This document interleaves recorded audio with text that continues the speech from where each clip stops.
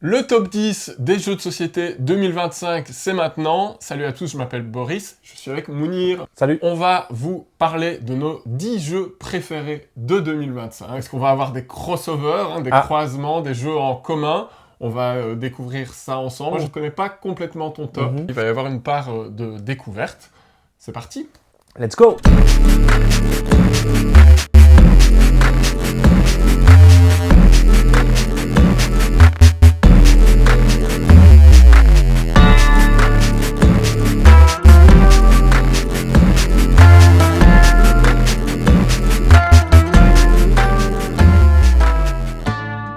Alors on va commencer par les mentions honorables, donc les jeux qui sont en dehors du top, mais qu'on avait quand même envie de mettre en avant pour des raisons différentes. Dans les mentions honorables, c'est pas forcément des jeux que j'ai moins aimés, ce sont des jeux que j'ai moins joués.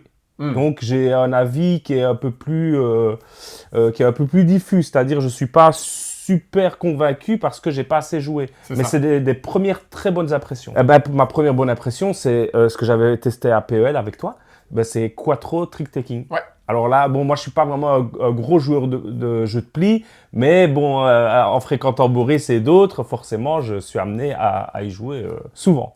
Ou en tout cas, à en tester beaucoup. Et là, la proposition, elle m'a plu directement. En gros, c'est quoi Quattro Trick Taking? On va avoir 4 manières de jouer. De jouer son jeu, en gros. On va avoir chacun notre petite manière de scorer. Et ce que j'adore, c'est que ça switch après. C'est-à-dire, une fois qu'on a fait une manche, on passe. Et moi, la manière dont je scorais, je vais te la passer à toi et ainsi de suite. Et j'ai trouvé ça trop intelligent. Mais j'y ai pas assez joué. Voilà. C'est juste pour ça que c'est dans mes mentions honorables. Ça pourrait être beaucoup plus haut. C'est ça, c'est Taiki Shinzawa, un grand auteur de jeux de pli. Toi, t'aimes beaucoup Inflation aussi, par exemple, qui vient avec un jeu Somme, où il montre toutes les différentes façons de parier qu'il a travaillé dans sa carrière. Ouais. Et là, il en fait un jeu... Non, c'est brillant. Avec toi, vraiment, vraiment enthousiasmant. Moi, ma première mention honorable, ce serait Snake Charmers. C'est, pour moi, le meilleur jeu à rôle caché de l'année. C'est Inca et Marcus Brand avec leurs enfants. Et on a essayé ça d'abord à Essen, avec Auguste, avec Sylvain. On a vraiment fait une partie assez mémorable. Et ça n'a fait que se confirmer de partie en partie. Moi aussi, j'ai pas encore assez joué. J'ai fait quelque chose comme 4-5 parties, mais c'est des parties rapides, donc ça représente jamais qu'une heure et demie, 2 heures de jeu. Pour pouvoir vraiment le proclamer comme mon jeu à rôle caché favori, etc. Mais le fait est que on se marre énormément en y jouant. L'originalité, c'est que qui est gentil, qui est méchant, ça va changer au fur et à mesure de la partie. Donc vous avez que 2 cartes en main, 3 cartes en main pour la personne dont c'est le tour, et parmi les cartes autour de la table, il y a des serpents qui vont définir qui est dans le camp du mal, et on va pas arrêter de se les refiler. Donc voilà, il y a plein de bluffs. Non, c'est génial. On propose une carte à quelqu'un, on lui dit « c'est ça », on lui ment dans le blanc des yeux, et puis il reçoit la carte, il dit « ah, il se passe rien ». Et vraiment, on se marre toute la partie, c'est assez intense. Oui, il y a vraiment des joueurs qui vont se dire « moi, je veux prendre la carte serpent, je veux faire partie de la team serpent », et donc qui vont essayer de, je sais pas comment on dit, contre-bluffer, c'est-à-dire se dire « oui, tu es en train d'essayer de m'avoir, ok, je vais prendre, mais au moment où tu t'y attends pas, et je vais te prendre la carte que tu veux pas me refiler, ou l'inverse, quoi. » Ça marche super bien. On a beaucoup parlé autour de nous, et il y a beaucoup d'autres gens qui en ont parlé. Déjà sur Essen, il y avait un petit buzz, et on a remarqué qu'en rencontrant d'autres personnes, notamment au 10 ans Bleu GA, que ça marchait vraiment, et que beaucoup de gens étaient convaincus, quoi. Et le jeu va arriver en version française. Et voilà, génial. Mention honorable suivante, oui, forcément. Alors ça, c'est aussi un jeu que j'aurais aimé pouvoir rejouer, sinon je pense qu'il aurait été beaucoup plus haut, c'est Wall Street. C'est un jeu qu'on avait joué aussi à Essen. C'est un jeu de chez Broadway Toys, l'éditeur hongkongais. Ceux qui ont localisé énormément de jeux d'ailleurs en Chine, je ne savais pas du tout, ils ont localisé plus de 600 jeux, donc c'est vraiment, ils sont chauds.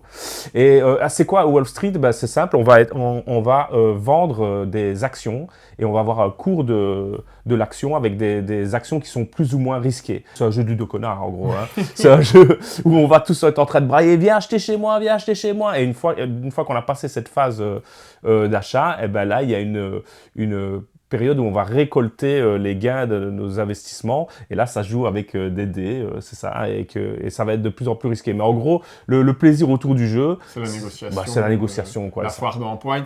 Et quand on joue à très nombreux, il y a d'une part les investisseurs. Voilà, on peut faire ça. On peut faire d'une part ceux qui vendent leurs actions et les autres qui vont venir investir. On peut diviser ça en deux camps. Et c'est la réédition d'un vieux jeu qui avait une édition française qui s'appelait Panic à Wall Street. Ah oui, voilà, c'est ça. Chez Marabunta. Exactement. Mais là, je pense que ça a été un petit peu fluidifié, etc. Donc, pour jouer en grand groupe, c'est ça, exactement. Ça marche du tonnerre. Je pense que déjà, à partir de 4-5, ça marche, mais c'est vrai que plus on peut y aller jusqu'à 10, 11. Ouais, tout à fait. Moi, ma mention honorable suivante, c'est DJ 7. C'est pas mon jeu d'ambiance préféré de l'année, mais ça reste un jeu auquel j'ai énormément joué, notamment en famille. Vous le connaissez, il a pas mal buzzé sur les réseaux. C'est cette réinvention du blind test où le but n'est pas de dire l'artiste ou le nom de la chanson, mais bien de dire un mot qui est en rapport avec le thème annoncé. Par exemple, le thème c'est Astre, et on va entendre ma philosophie d'Amel Bent. Il faut dire lune, parce que viser la lune, vous l'avez tous. Donc, pourquoi est-ce que j'y joue beaucoup en famille?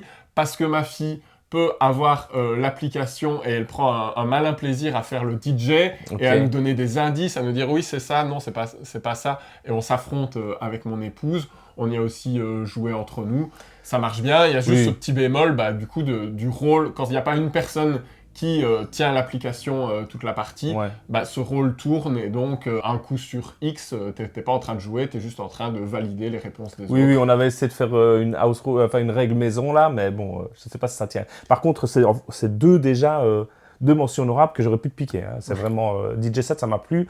Pour moi, son seul défaut, ça va être les cartes qui vont vite s'épuiser, quoi. Ouais, parce que t'as 80 cartes. T'as envie d'y aller à fond. Moi, je pourrais rester une demi-journée à jouer à ça. Mention honorable suivante de ton côté? Alors là, encore une fois, donc je me répète, mais ce ne sont pas des jeux que j'ai moins aimés, ce sont des jeux que j'ai souvent pas assez joués, et c'est Botswana. Et Botswana de Rainer Knizia, en plus, c'est avec les illustrations de Weberson Santiago. Donc, c'est très plaisant, allez-y. Weberson Santiago, on sait bien, La Familia, l'Auberge Sanglante, une patte clairement... unique, ouais, c'est ça. Et Botswana, c'est génial. Déjà, c'est super simple à expliquer. On a 5 animaux.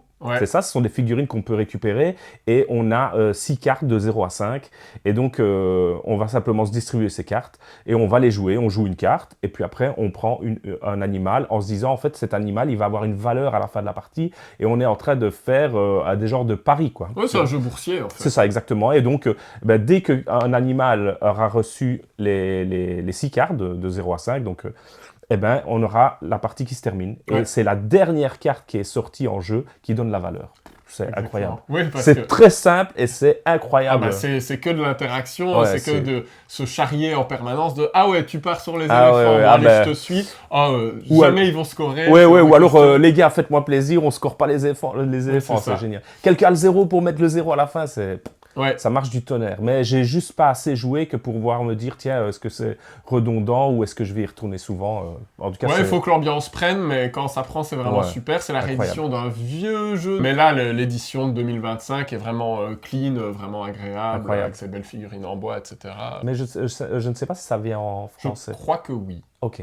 Voilà, allez-y. Alors moi, ma mention honorable suivante, c'est particulier parce que c'est un jeu qui, pour moi, a l'award du meilleur jeu numérique. Ah ouais, ok. Il se joue mieux en tant que jeu vidéo sur Board Game Arena que en tant que jeu de plateau, parce qu'il est beaucoup plus dynamique. C'est Miams, vous l'avez vu sur la chaîne, il est déjà passé dans la pile. C'est ce jeu à cocher avec une combinaison de pouvoirs qu'on va venir enrichir petit à petit dans la partie, et c'est ça qui est rigolo. C'est pas le lancer façon Yams, c'est bien l'accumulation de tous les pouvoirs qu'on va obtenir. Beaucoup l'ont comparé au roguelike Balatro. Je pense que ça dessert le jeu plus qu'autre chose. Balatro, c'est vraiment très très addictif, ça a vraiment été pensé comme un jeu vidéo. Miams, ça a été pensé comme un jeu à cocher physique au départ, mais le fait est qu'il jouait sur Board Game Arena rend les parties plus fluides, plus courtes, et permet de vraiment se concentrer sur la synergie des cartes, s'adapter à la manière dont elles sont tirées, etc.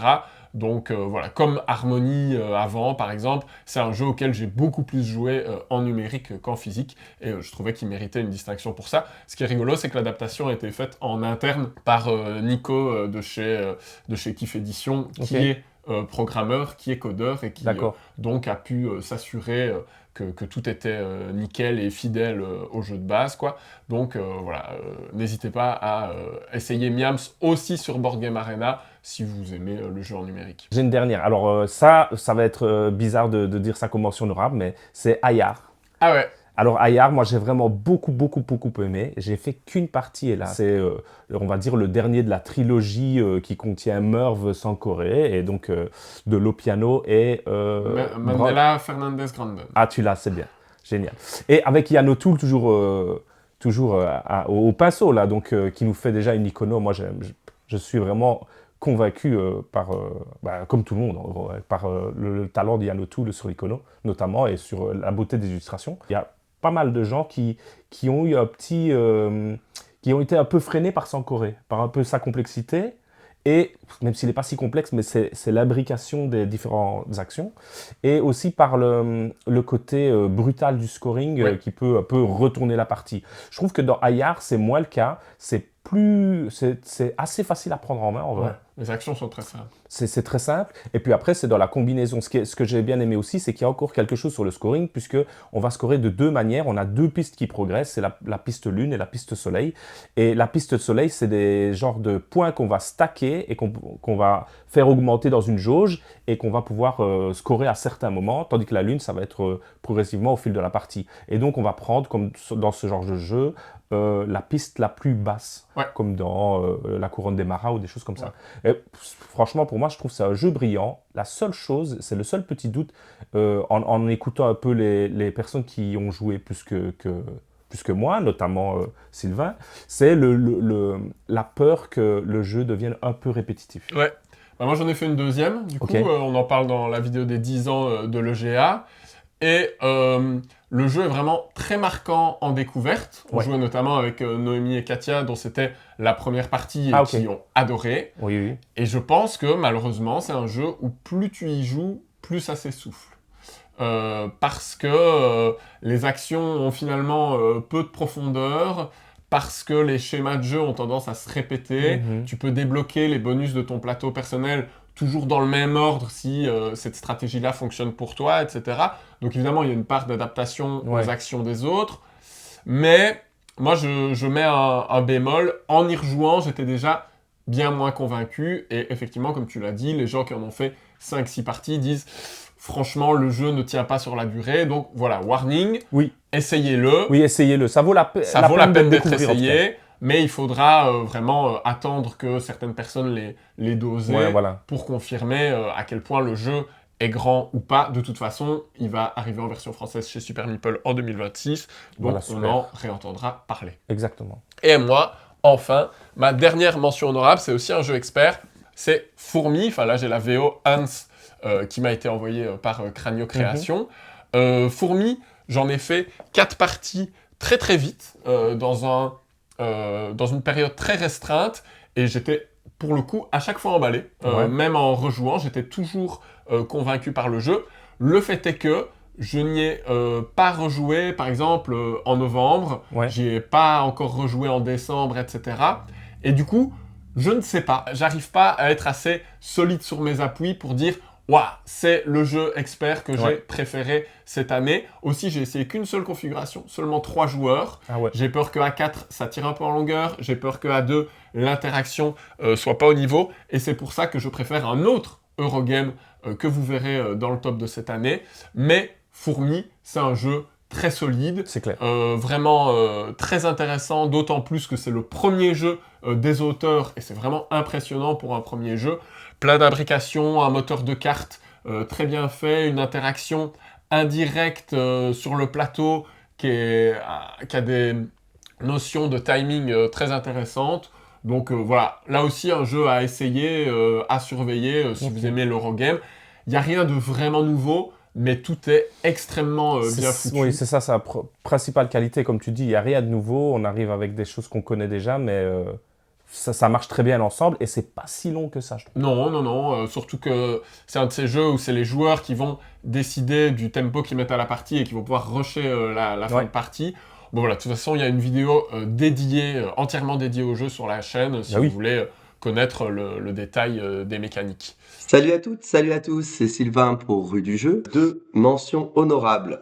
La première, quel serait pas un top 5 sans le maître docteur Knizia? Pourquoi c'est en mention honorable, Ra? Parce que j'ai reçu la version Kickstarter que cette année, mais cette édition est une réédition qui date déjà de 2023 d'un jeu de 99, si je dis pas de bêtises. Ra, c'est un jeu d'enchères. La grosse force de ce jeu, c'est que il est universel. On arrive à jouer avec tout type de joueurs. J'ai réussi à faire jouer des gens qui détestaient les jeux d'enchères. Pourquoi? Parce qu'à la différence de beaucoup de jeux d'enchères, où il faut arriver à estimer à quel moment on va acheter, à quelle valeur on va acheter. Donc il faut savoir connaître la valeur des choses et négocier. Dans Ra, on a des tuiles fixes de valeur d'achat, et donc en fait ça permet à des gens de se concentrer juste sur le timing d'achat, mais moins sur la valeur des choses qu'ils vont acheter. Et donc ça en fait un jeu qui est ultra accessible, malgré sa grosse boîte et un petit peu son format imposant. C'est un jeu d'enchères qui est ultra accessible, ultra immédiat, très facile à jouer avec tout type de joueurs, qui est très drôle. On va essayer de faire après des choses assez classiques, du set collection, de l'avoidance de tuiles, des tuiles qui vont scorer quand elles sont combinées avec d'autres. Mais c'est vraiment un jeu qui rallie énormément de gens, qui marche très bien à 4 ou 5 joueurs. Vraiment un jeu que je recommande fortement et que je joue très régulièrement. Ma deuxième mention honorable, c'est l'excellentissime Arx. Alors pourquoi encore Arx en mention honorable? Parce que je l'ai découvert en VO l'année dernière et que j'y ai déjà pas mal joué l'année dernière avant de récupérer la VF cette année par Matago. Axe, c'est un jeu de Cole Worley qui nous a fait les excellents Roots, Pax Pamir, entre autres, une jeune compagnie aussi. Arx, moi je trouve la force de ce jeu, c'est qu'il ressemble à rien d'autre. Il suit un peu la direction de Cole Worley d'essayer de proposer des jeux qui sortent de ce qu'on a l'habitude de voir, ultra interactifs, et des jeux avec beaucoup de chaos. C'est-à-dire que là, les actions qu'on va faire sont liées aux cartes qu'on a en main, et on va jouer un peu à la manière de Pli en suivant les couleurs ou pas pour pouvoir faire ces actions.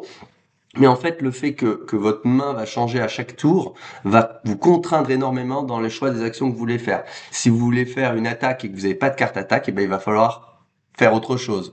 Et donc, en fait, ce chaos qui est généré par les cartes va contraindre les joueurs énormément dans la manière de jouer et surtout va les pousser à s'adapter. Et ça, je trouve que c'est vraiment une force et qui donne une rejouabilité incroyable, une interaction très forte. En général, les scores se suivent énormément, donc tous les joueurs restent dans la partie. Mention en plus supplémentaire pour l'idée géniale qu'ils ont eue sur la sélection des dés. On peut choisir des dés avec des attaques risquées ou des attaques peu risquées, ce qui donne énormément de flexibilité dans les combats. C'est vraiment un jeu excellentissime qui aurait été clairement dans mon top de l'année s'il n'était pas sorti en VO l'année dernière et si je l'avais pas découvert l'année dernière. Donc vraiment Arx à ne pas mettre dans la main de tout le monde parce que certains vraiment ne sont allergiques au style, mais si on aime un jeu très interactif avec beaucoup de chaos et essayer de naviguer dans ce chaos, Arx c'est vraiment pour moi un des jeux les plus les excellents dans cette catégorie. Salut à tous. Alors de mon côté, ce sera un top un peu plus réduit, ce sera pas un top 10 mais un top 5. Je me sentais pas de faire un top 10, peut-être un manque de parties, mais pas du tout que ce soit une mauvaise année. Et ce sera au micro de mon côté pour des raisons techniques, mais bon, je fais confiance à Boris pour illustrer tout ça. Alors de mon côté, en première mention, j'ai choisi Agent Avenue. Il était déjà disponible l'année passée en anglais, mais il est arrivé ici en 2025 en français. Donc j'ai enfin pu l'essayer et quelle claque ce jeu quoi. C'est rapide, élégant, dans sa version de base en tout cas. C'est un beau jeu de bluff à 2 joueurs, ce qui n'arrive pas si souvent que ça, et une excellente implémentation du I Split You Choose, qui est pas une mécanique qui m'attire toujours, mais là je trouve que c'est vraiment brillant dans la façon dont c'est fait. Donc voilà, un excellent jeu à 2 cette année. Et en deuxième mention, un jeu encore plus vieux, mais réédité dans un bel écrin par 25th Century Games.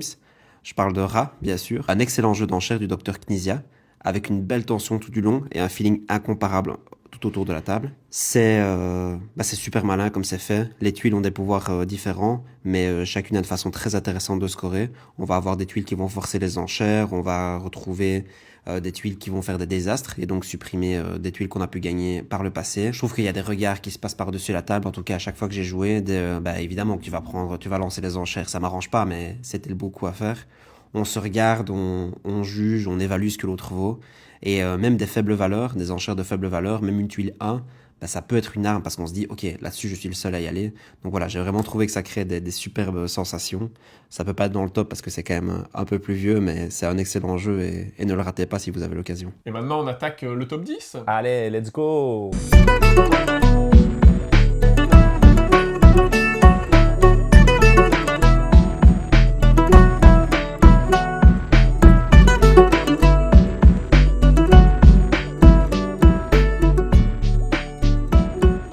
On attaque le top 10 de nos jeux préférés de 2025.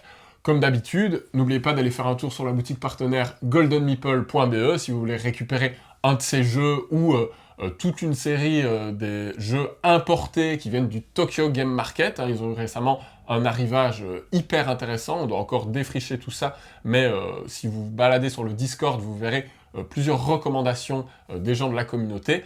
Et puis, ko-fi.com/rue du jeu, pour voir l'index de toutes les critiques, pour participer à la tombola ou faire un don, si le cœur vous en dit. Mounir, ton top 10? Eh ben, Cut the Crab.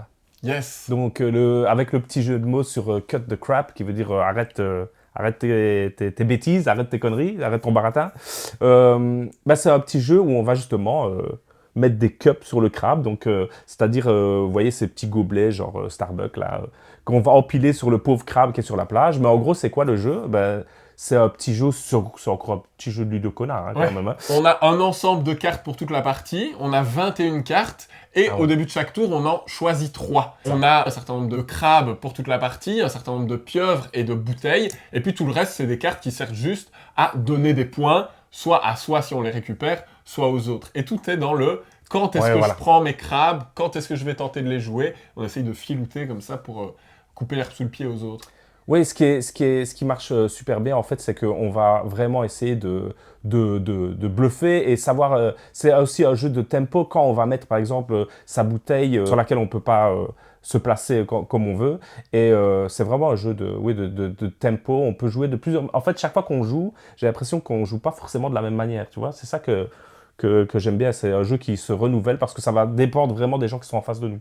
Comme Botswana, c'est un jeu hyper simple, hyper immédiat, et qui peut tomber à plat si vous jouez avec des personnes qui sont silencieuses à table. Oui, exactement. C'est vrai que c'est le genre de jeu qui peut vraiment tomber à plat. Et d'ailleurs, il y a des gens qui sont revenus vers nous parce qu'on en parlait beaucoup et qui nous ont dit « Mais les gars, je comprends pas du tout. » Et justement, en y rejouant avec certaines personnes, elles se sont dit « Ah, ok, ça va, je comprends maintenant. » Et je pense que c'est un jeu qui a, dans notre large groupe, qui a un peu fait l'unanimité, quoi. Ouais, à fond. Quasi. Et ça va aussi arriver chez Pixie Games, en version française, voilà. là en début Ils sont sur le d'année. coup, ils sont chauds. Ouais. Moi, mon top 10, il a failli ne pas être dans le top. Et je me suis dit, quand même, c'est pas possible. Ah oui. C'est Dominance de chez Geoshix. C'est une copie presse qu'ils m'ont envoyé. Des parties très rapides et j'en ai fait que 4. Donc voilà, j'ai hésité. Et quand même, je sais que le système de jeu, c'est trop tout ce que j'aime. Bah oui. C'est un jeu, en quelque sorte, abstrait, très bizarre, très moche, où on va jouer avec des pièces en métal qui représentent des factions. Et ce que j'aime, moi, c'est que ce sont les joueurs et joueuses qui vont fabriquer le scoring au fur et à mesure de la partie. C'est une espèce de mini Seven Empires. Qui était mon top 1 de l'an dernier, dans le sens où il y a ces 3 factions, et c'est nous qui allons déterminer quelle est la meilleure à la fin du jeu, quelle est la deuxième, quelle est la troisième. Et pour ça, on a des actions très simples, qui vont être de déplacer les troupes, de renforcer les troupes, de reprendre des troupes derrière son paravent pour après, soit miser dans les batailles, c'est un jeu où on mise à point fermé quand il y a une bataille qui est déclarée, et donc il peut y avoir plein de coups d'éclat qui arrivent, des factions qu'on pensait écraser et puis qui vont remonter grâce à quelqu'un qui d'un coup mise 3 pièces et on est tous complètement fous de voir ça. Et en même temps, on peut thésauriser ces pièces pour la fin de partie parce qu'à la fin du jeu, c'est celui qui aura gardé le plus de pièces dans la faction majoritaire qui l'emportera. C'est ce que j'avais fait dans ma partie d'ailleurs. Ouais. Et que j'avais vraiment bien aimé le jeu. Bah, il apporte vraiment quelque chose où on peut justement se faire des coups d'éclat, quoi. Comme tu disais, j'ai vraiment bien aimé. Mais j'ai quand même un doute sur justement cette thésaurisation. On est limité à 5 pièces. Et ça, c'est une règle très importante qu'on ne peut pas vérifier parce qu'on ne peut pas aller voir derrière le paravent de l'autre joueur. Il faut bien insister sur cette règle si vous expliquez le jeu parce que c'est justement ça qui évite que le jeu soit cassé et qu'on passe notre partie entière à ramasser tout simplement des pièces et à rien faire. Non, là, on est obligé de s'engager dans la bataille à un moment, de dépenser certaines pièces pour en reprendre d'autres. Et c'est ça qui en fait un jeu très dynamique. 2-4 joueurs, je sais pas si ça marche à 2. À 3, c'est très bien, c'est du chacun pour soi. À 2, ça devient vraiment un jeu abstrait, je pense, mais je sais pas. Mais à 4, on peut jouer en 2 contre 2. Et là, la chat... Ça doit être bien à 2 contre 2. Ah ouais, j'ai essayé avec Marc notamment. J'étais en équipe avec Marc aux 10 ans de l'Expert Game Awards. Et on a pris un pied total, même si on a perdu. Donc, c'est vraiment un jeu assez délicieux. Pourquoi est-ce qu'il est que 10e? Parce qu'il est fragile. On peut passer à côté de la partie, il peut y avoir justement moins de retournements de situation que ce qu'on pensait, etc. Je pense qu'il y a des parties qui peuvent tomber à plat, mais bon, elles sont rapides, c'est pas grave, on en refait une derrière, et voilà, je verrai sur le long terme à quel point je l'apprécie, mais intrinsèquement, il y a vraiment énormément de mécaniques qui me plaisent et de sensations qui me plaisent dans ce Dominance. Top 9, les druides d'Edora. Alors, je ne savais pas quoi penser de ce jeu parce que j'avais déjà entendu des choses, dont notamment un note vocal, c'est ça. Ben, ça m'a fait douter. Et puis quand j'y ai joué, j'ai apprécié. Ce que j'aime bien, c'est que on joue avec des dés de départ et alors il y a 2 formules, c'est-à-dire une formule où on va avoir tous les mêmes dés, on va les jeter, on va faire tous les mêmes dés, et il y en a une 100% aléatoire. Et on va s'adapter. Pourquoi ça peut être bien ou pas bien le lancer de dés? Parce que justement, il y a des valeurs sur les dés et ces valeurs, elles vont nous faire potentiellement gagner. On va essayer de avoir une majorité dans certains emplacements. Mais si on a un 6, donc forcément, on a plus de chances on est sûr de gagner. Mais ce qu'il y a, c'est que c'est beaucoup plus cher à placer. Donc moi, je trouve que l'un dans l'autre, dans le jeu, ça se met bien. Et en plus, il y a moyen de modifier un petit peu son dé avec une fleur. C'est du pur Stéphane Feld. Ouais, c'est génial, mais c'est assez... Ce que j'ai bien aimé aussi, c'est assez ramassé en vrai. C'est assez rapide. En plus, on peut un petit peu rusher, quoi. Et le seul truc qui me semble un peu bancal, et c'est pour ça que je ne l'ai pas mis beaucoup plus haut, c'est on peut rejoindre des dolmens à certains moments et ça fait un gros scoring. Et j'ai peur que ça, ce soit peut-être... un facteur scoring un peu trop fort et qui va déséquilibrer le jeu. Mais je suis pas sûr, j'ai que 2 parties, c'est un peu difficile de juger. Je sais pas si... Écoute, je pense qu'avec l'expérience, c'est quelque chose que tu vois venir et que tu peux essayer de contrer. Mais effectivement, c'est un des points du jeu à ne pas négliger. Et ça aussi, c'est quelque chose sur lequel il faut insister à l'explication. Attention, c'est une grosse source de points. C'est pas la seule. Et non, en fait, c'est ça. C'est ça qui est bien. Comme souvent avec Feld, c'est un peu salade de points. Et on peut voir des joueurs scorer par d'autres moyens. C'est vrai. Tu l'as dit, c'est très ramassé. Moi, j'en ai fait une partie à 4 joueurs en 1 heure. Ouais, non, c'est incroyable. À l'Expert Game Award. Et ce ratio durée... oui, parce qu'on a vraiment une sensation quand même de jeu expert. Ah oui, c'est un vrai jeu expert. Et sur un temps limité, c'est génial. Donc, c'est mon numéro 9. Mon top 9 va peut-être vous surprendre parce que pas grand monde parle de ce jeu. C'est Tricky Treats de chez Cranio Création. Encore eux. Et c'est peut-être pas la dernière fois qu'on les voit dans ce top parce que Cranio, ils font vraiment une très très grosse année avec aussi la réédition de Railway Boom, avec Fourmi que j'ai cité avant, etc. Tricky Treats, c'est un pur jeu familial, très thématique Halloween qui est très bien implémenté parce qu'on va habiller des enfants pour Halloween et on va leur faire un costume avec des cartes transparentes. Donc on a les fameuses cartes transparentes un peu à la John Declare. Donc là, on va récupérer 3 éléments pour le costume de nos enfants. On a 5 enfants à habiller, un chapeau, une veste et un bas, un pantalon ou autre. Et il y a différents badges, différentes couleurs pour les cartes. Donc on essaye de faire de la petite collection, tout simplement. J'ai un enfant qui est habillé complètement en créature, j'en ai un autre qui est habillé avec 3 couleurs différentes, un ensemble de chaque, etc. Ça, c'est assez basique. Et à son tour, soit on prend un élément de costume, soit, et c'est là que le jeu devient intéressant, on va visiter une maison avec notre groupe d'enfants et on la score avec les symboles qu'on a acquis jusqu'alors. Donc, il y a un dilemme permanent entre renforcer ses costumes et aller visiter une maison en premier. Il y a 2 points de victoire à chaque fois qu'on est le premier à visiter une maison. Et qu'est-ce qu'on essaye de faire? On essaye de se monter dans différentes échelles de bonbons. Il y a 3 types de bonbons différents. Et ces bonbons ne nous font pas des points en soi. Ils nous font des points si on a le scoring qui est associé. On a reçu un scoring secret en début de partie. Donc, à la Métropolis, on va dire, on peut essayer de deviner pendant la partie « Ok, toi, tu es en train d'essayer de faire les oranges, je vais essayer de te couper l'herbe sous le pied là-dessus. » Et on peut acquérir des nouveaux scorings pendant la partie si on va visiter les maisons des voisins méchants. Parce que d'une part, les voisins gentils qui nous donnent des bonbons, et il y a d'autre part les voisins méchants où eux, on va utiliser un autre type de badge. C'est le badge où on va leur jeter du papier toilette, on va leur balancer des araignées, etc. C'est le badge où on va leur mettre la misère parce qu'on les aime pas. Et quand on va chez eux, on n'a pas des bonbons, mais on a un nouveau scoring. Pareil, quand est-ce qu'on va aller où en premier? Grande tension en permanence avec un gameplay très simple. Ça se joue en 20-30 minutes. La collection est très difficile à scorer, c'est-à-dire que t'as pas des points dans tous les sens. Il faut vraiment avoir une association très précise de symboles pour qu'elle te rapporte des points, sinon c'est rien du tout. Si ton costume n'est pas terminé, c'est rien du tout également. Donc, derrière un jeu très familial, se cache un jeu extrêmement technique et thématique, parce que vraiment ce truc d'habiller les enfants, puis d'aller voir les maisons gentilles, méchants, ça fonctionne très bien. Donc, moi, j'ai vraiment kiffé. Voilà, ça reste un jeu familial, c'est pas le jeu le plus profond de la Terre, mais j'ai trouvé qu'il y avait vraiment moyen de se prendre la tête si on voulait. Donc ça m'a impressionné et ça fonctionne très bien avec ma fille. Bah oui, c'est pour le but. Le côté ludique d'habiller ses enfants. Donc j'ai vraiment été épaté, quoi. Bah, numéro 8, on en a déjà parlé, c'est Fourmi. Fourmi de chez Cranio et en VF chez Atrafin. On l'a dit, c'est un jeu qui marche super bien, qui reprend, au début c'est ça qui m'avait fait peur, c'est ça reprend les badges de Terraforming Mars, et puis comme moi avec Terraforming Mars c'est là au-dessus, j'avais peur que la comparaison soit en forte défaveur de Fourmi, quoi. Mais en gros, je trouve que ça marche super bien. Et comme tu le disais, moi, ce que j'aime bien, c'est la tension sur le plateau. C'est un tout petit plateau, en vrai.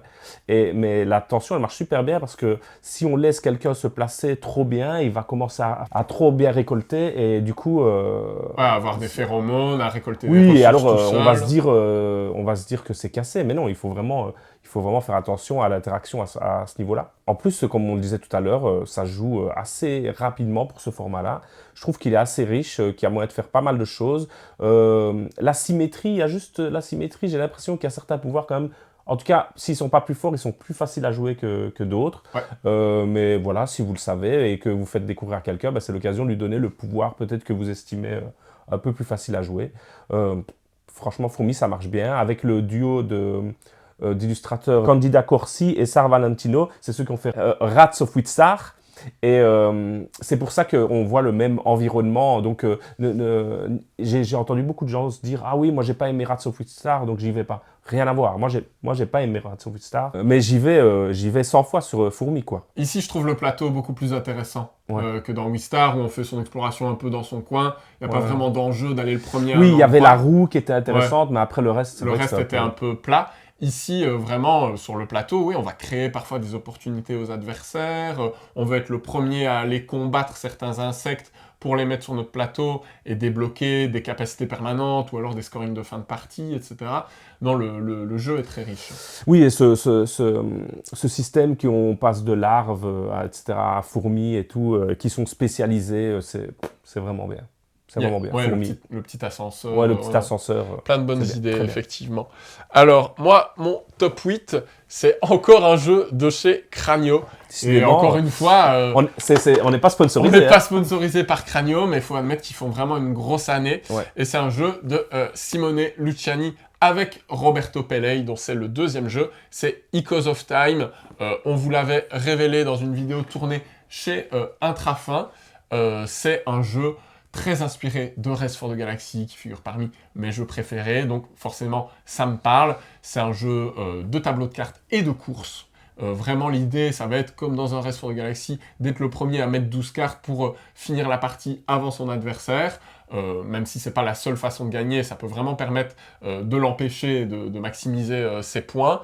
Et il y a cette mécanique de piste du temps qu'on a beaucoup comparé au début, et c'est normal, à Ancient Knowledge. Bah oui. Mais en ayant joué avec Rémi Mathieu, l'auteur de Ancient Knowledge, on est tous les deux d'accord pour dire que cette façon-là de le faire est encore plus dynamique, encore plus profonde. Il y a toute une nervosité dans « Ok, je place cette carte-là maintenant, mais je fais en sorte d'accélérer très vite et qu'elle vienne au bon moment. » À l'inverse, on peut se dire bah, « C'est pas grave, cette carte, elle va faire son petit bonhomme de chemin sur la piste et je vais me préparer pour quand elle arrivera en jeu et que tout se mette bien, tout s'aligne bien pour que je profite de son effet à fond. » Comme dans tous ces jeux de gestion de main, on est en permanence en train de défausser des cartes pour en poser d'autres. Donc, on est dans une réflexion permanente entre qu'est-ce que je garde, qu'est-ce que j'enlève, en s'adaptant à ce que fait l'autre en face et au tempo qu'il est en train d'imprimer sur la partie. Il y a ces lieux au milieu pour lesquels on se bagarre et ça peut être une des conditions de fin de partie. Quand on joue à deux, ça peut aller très vite parce que ces lieux, on les récupère une première fois, puis on peut les fortifier et là, ils deviennent imprenables. Si on a fortifié tous les lieux, il y a un lieu par joueur, c'est la fin de la partie immédiate aussi. Donc c'est un autre aspect à surveiller que la taille du tableau de cartes.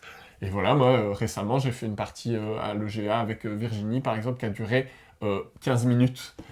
Parce que, rush sur la fortification des lieux, etc. Et moi, j'aime cette nervosité, en fait. Et je pense que le jeu devient beaucoup moins intéressant si on se met à y jouer à 4, qu'on découvre, qu'on est un peu lent, qu'on doit lire les cartes, etc. Là, le jeu perd tout son sel. Mais à deux joueurs, de façon dynamique en duel, comme ça, bam, bam, bam, on enchaîne 2 actions, hop, ça avance, à toi, etc. Je trouve que le jeu est hyper efficace dans son genre, quoi. Typiquement, moi, je ne suis pas sensible à ce genre de jeu, mais je l'ai trouvé, quand on l'a découvert, je l'ai trouvé vraiment bien pensé, quoi. Ouais, et il y a ce système aussi de faire les actions une à la fois, plutôt que de tout enchaîner. Et ça le game design, en fait, te force à surveiller l'autre. Parce que, contrairement à Ancient Knowledge, où on enchaîne 2 actions, ici, c'est vraiment « je fais un truc, tu fais un truc, je fais un truc, tu fais un truc ». Et donc, tiens, est-ce qu'il vient de prendre un lieu, du coup, typiquement, à 2, c'est vraiment plus tendu, du coup. Tout à fait. Donc voilà, un jeu, pour moi, à jouer à 2 joueurs. Mais si vous aimez le genre façon Race for the Galaxy, on a là un représentant très très solide de cette famille-là. Alors, top 7, c'est Voynich Puzzle.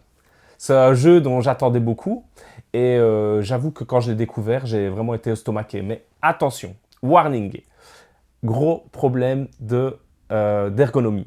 C'est-à-dire qu'il y a des choses, je ne vais pas tout reprendre, mais il y a une chose par exemple, on a plusieurs marqueurs qui vont aller sur cette piste et plusieurs marqueurs à notre couleur qui vont représenter les différents pans du jeu.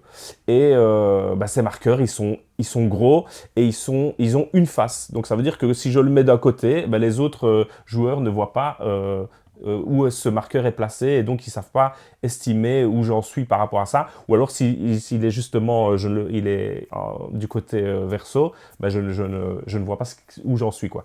Et je ne sais pas de quel marqueur il s'agit. Donc on a fait quoi? On a mis tout à plat et bon, c'était réglé.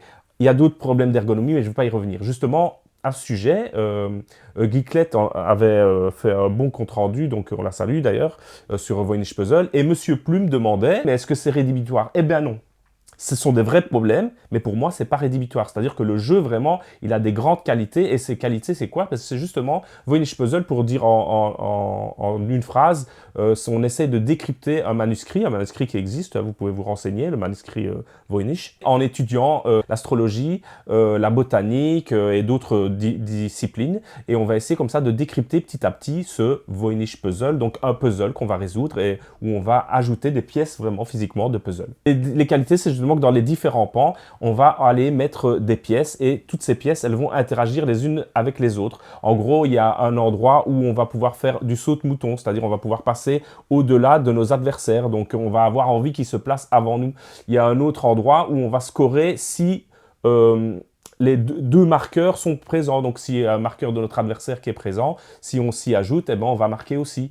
Il y en a un où on va faire tourner comme ça sur sur le plateau d'astrologie et on va marquer si d'autres marqueurs sont présents. On va augmenter notre score. Si on n'a plus assez de marqueurs, on va les enlever d'un part du plateau pour les mettre ailleurs. Et si on les enlève, il y a l'enjeu de se dire je laisse une place à mon adversaire qui peut dès lors s'y placer.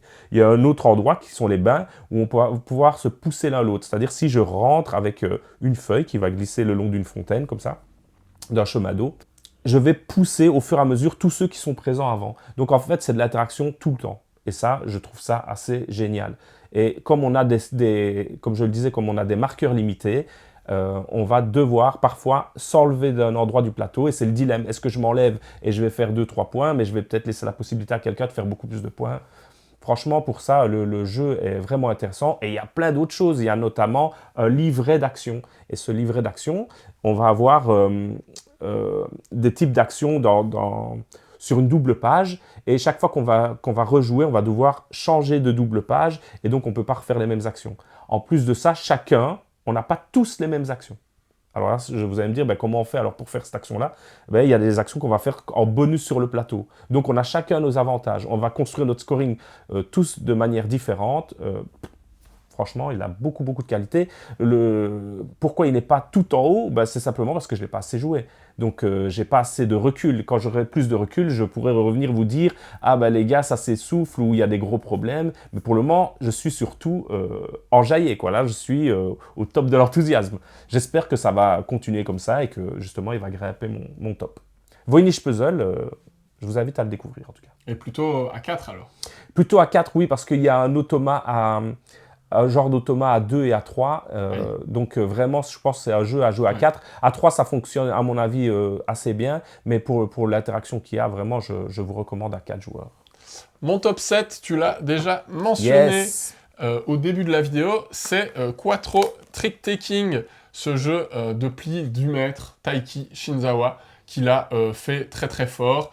J'y ai même joué avec des personnes qui connaissent pas très bien le pli. Ah oui. Et ça fonctionne. Pourquoi ça fonctionne? Parce que la règle de pli, elle est laser. Elle est expliquée en une phrase. Il y a des cartes de 1 à 12. On doit suivre la couleur must follow. Il y a un atout fixe qui est rouge. Fin des règles. Mais le sel, c'est ces 4 façons différentes de parier, de scorer. Et on les prend comme des défis permanents. C'est-à-dire que je me suis loupé. Ce qui arrive très souvent dans ce jeu, c'est pas grave, je retente une autre manière et je garde espoir. Et on peut, jusqu'à la dernière manche, on peut espérer remonter parce que chaque façon de scorer a une manière de monter vraiment dans les points. Et puis quand on s'est loupé, il reste le plaisir de faire échouer les autres. C'est ça. Et c'est un jeu, on a pas mal d'agentivité là-dessus, sur le fait de piéger les autres, de leur faire un pli de trop, un pli pas assez, etc. C'est ça que j'ai envie de voir justement avec les parties qui vont s'accumuler quand on sera à l'aise avec toutes les manières de scorer, où on pourra vraiment se dire je score ici, mais si je mets, je sais pas moi, un 6 à la place d'un 7, ça empêche mon adversaire de scorer plus. Ouais, à fond. Donc idéalement, tu joues à 4 et tu fais les 4 manches. C'est vraiment un jeu de pli où tu veux faire les 4 manches. Tu vas pas faire une manche comme ça en vitesse parce que le jeu perd son essence.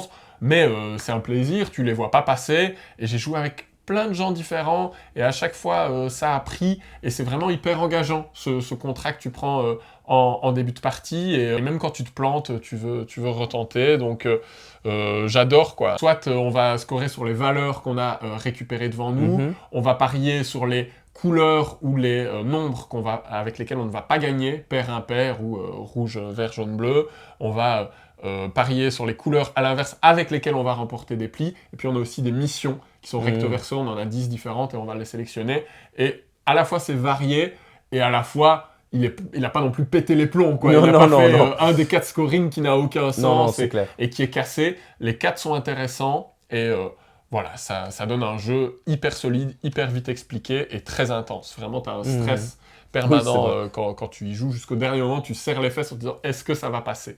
Donc, un grand jeu de pli et à essayer même si vous n'aimez pas le pli. Top 6. Alors là, top 6, je suis moi-même surpris. Et je sens qu'il va y avoir des commentaires là. C'est Horloge. D'ailleurs, il y a un autre vocal là-dessus. Horloge, pourquoi? Simplement, c'est un jeu que je trouve fonctionne très bien, où il y a une question de tempo assez forte, parce que c'est un jeu où on a un certain nombre de manches, mais la manche, elle va progresser selon nos actions. Donc quand on passe, on va faire progresser la manche, c'est-à-dire il y a un nombre de cases où on va faire avancer un coq. Quand il arrive à la fin, c'est la fin de la manche. Et ce coq, il va avancer soit quand on passe, soit quand on prend des apôtres. Une fois sur deux, quand on prend un apôtre, il va progresser. Et donc, cette notion de tempo, moi, je l'ai vraiment ressenti sur toutes mes parties, notamment des parties où j'ai pu vraiment faire progresser les apôtres. Donc, c'est des tuiles qu'on va placer sur notre plateau personnel. Et ben, chaque fois qu'on en prend une, on fait avancer un genre de rouage qui va faire donc progresser la manche. Et si je spamme les apôtres, ben, je rush la manche à mort. Et le jeu, je trouve qu'il y a une belle interaction autour d'une roue. Il y a une triple roue même de sélection d'action, mais on va dire une double en vrai. Et il y a une super interaction là autour. Le jeu, il est assez simple à prendre en main. Il fonctionne super bien. Maintenant, est-ce que j'ai eu des sensations très différentes d'autres jeux? Pas du tout. Au final, le jeu est assez classique. Donc, il y a cette notion de tempo et la sélection d'action. Mais j'y rejoue chaque fois, quoi. Et pour moi, c'est signe d'un bon jeu. Donc, je ne sais pas si ce sera un grand jeu, je ne sais pas s'il restera très longtemps dans mes jeux préférés. Mais en tout cas, là maintenant, j'en ai fait 4 parties et j'ai envie encore d'y jouer. On m'en a encore proposé, là, je vais certainement encore y rejouer. Et ça fonctionne très bien. Et à 3 et 4, c'est pas long, franchement, c'est autour de 2 heures. Je trouve que ça va assez vite. Ça me plaît, en fait. Quand je reviens vers un jeu naturellement, c'est ça qui me donne envie d'aimer un jeu. Il y a parfois des jeux qu'on intellectualise, c'est-à-dire on se dit c'est vraiment brillant, c'est génial, on y joue. Ouais, non, pas maintenant. Ben voilà, moi c'est un signe. Et là, Horloge, c'est pas un jeu où je me suis dit oui, instinctivement j'y reviens et j'ai pas besoin de me dire ouais, c'est un super grand jeu. C'est un jeu que je mets sur la table, je prends plaisir à y jouer, c'est très bien pour moi. Ouais, il y a le note vocale avec Noémie qui est un peu plus nuancé. Oui, bien sûr, je comprends dans son avis, si vous voulez creuser, avoir aussi des contre-arguments. Mon top 6, on en a déjà parlé, c'est Edora. C'est celui-là, mon jeu expert de l'année, devant Fourmi, parce que pour le coup, je l'ai essayé dans toutes les configurations, 2, 3, 4, et à chaque fois, ça n'a jamais duré plus d'1 heure. Et c'est incroyable. C'est pas un argument qui suffit de dire c'est rapide, mais à l'intérieur de cette heure, on a une densité d'interaction, de profondeur, de choix à la fois tactique, de où est-ce que je vais maintenant, parce qu'on a toute une série de chemins à suivre. Oui, c'est un jeu assez tactique. Hein. Ouais, on a toute une série de chemins à suivre, et si on veut payer beaucoup de bouffe, qui est la monnaie du jeu, pour aller embêter celui-là à l'autre bout du plateau, on peut le faire, on a le droit de le faire, et en même temps, il y a des axes stratégiques très forts, parce qu'on a des objectifs de fin de partie à valider, on a ce chemin à planifier, comme tu l'as dit, pour relier des dolmens. Au début, il y a un petit peu d'analyse de la mise en place pour dire « Ok, je vais essayer de faire celui-là. Mince, il est en train de le faire avant moi, de me la faire à l'envers. Tant pis, je me réoriente, etc. » Donc, Feld est vraiment là au sommet de son art. C'est une copie presse, Ravensburger et Alea, un éditeur chez qui il avait fait ses armes au début, avec l'année du dragon, avec Notre-Dame, des jeux comme ça. Et là, on le voit vraiment revenir en puissance. Et ça fait du bien de changer un peu des éditions de Queen Games surabondantes, beaucoup trop chères pour ce qu'elles sont, etc. Certes, le jeu a des soucis de lisibilité. Oui, j'allais dire. C'est vraiment le défaut, c'est le petit défaut numéro 1 du jeu, c'est sa lisibilité. Il faut bien prendre le temps au début de la partie à l'explication de dire, voilà, regarde, ça c'est les chemins sombres, ils vont être plus coûteux. Oui, les clairières. Ça, voilà, les clairières c'est ceci, etc. Mais une fois qu'on a passé ce cap-là, le jeu est hyper agréable, hyper immédiat, intense, rythmé. Soit on pose un dé, soit on passe si on a plus de bouffe et on revient immédiatement dans la partie.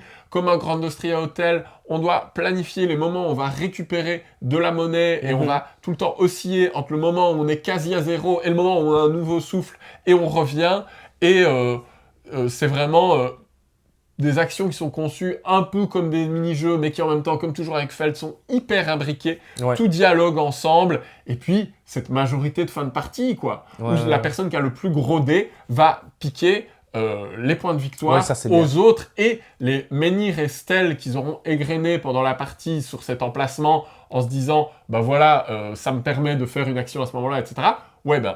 jauge bien, parce que si quelqu'un vient après toi avec un dé plus gros, il va te les piquer et il va scorer à ta place. Et il y a tout un multiplicateur autour de ça, on peut monter en x4, donc ça peut vraiment être un enjeu colossal, encore plus peut-être parfois que les dolmens que tu citais, donc c'est vraiment à bien doser tout ça. Ouais, c'est vrai. Donc vraiment...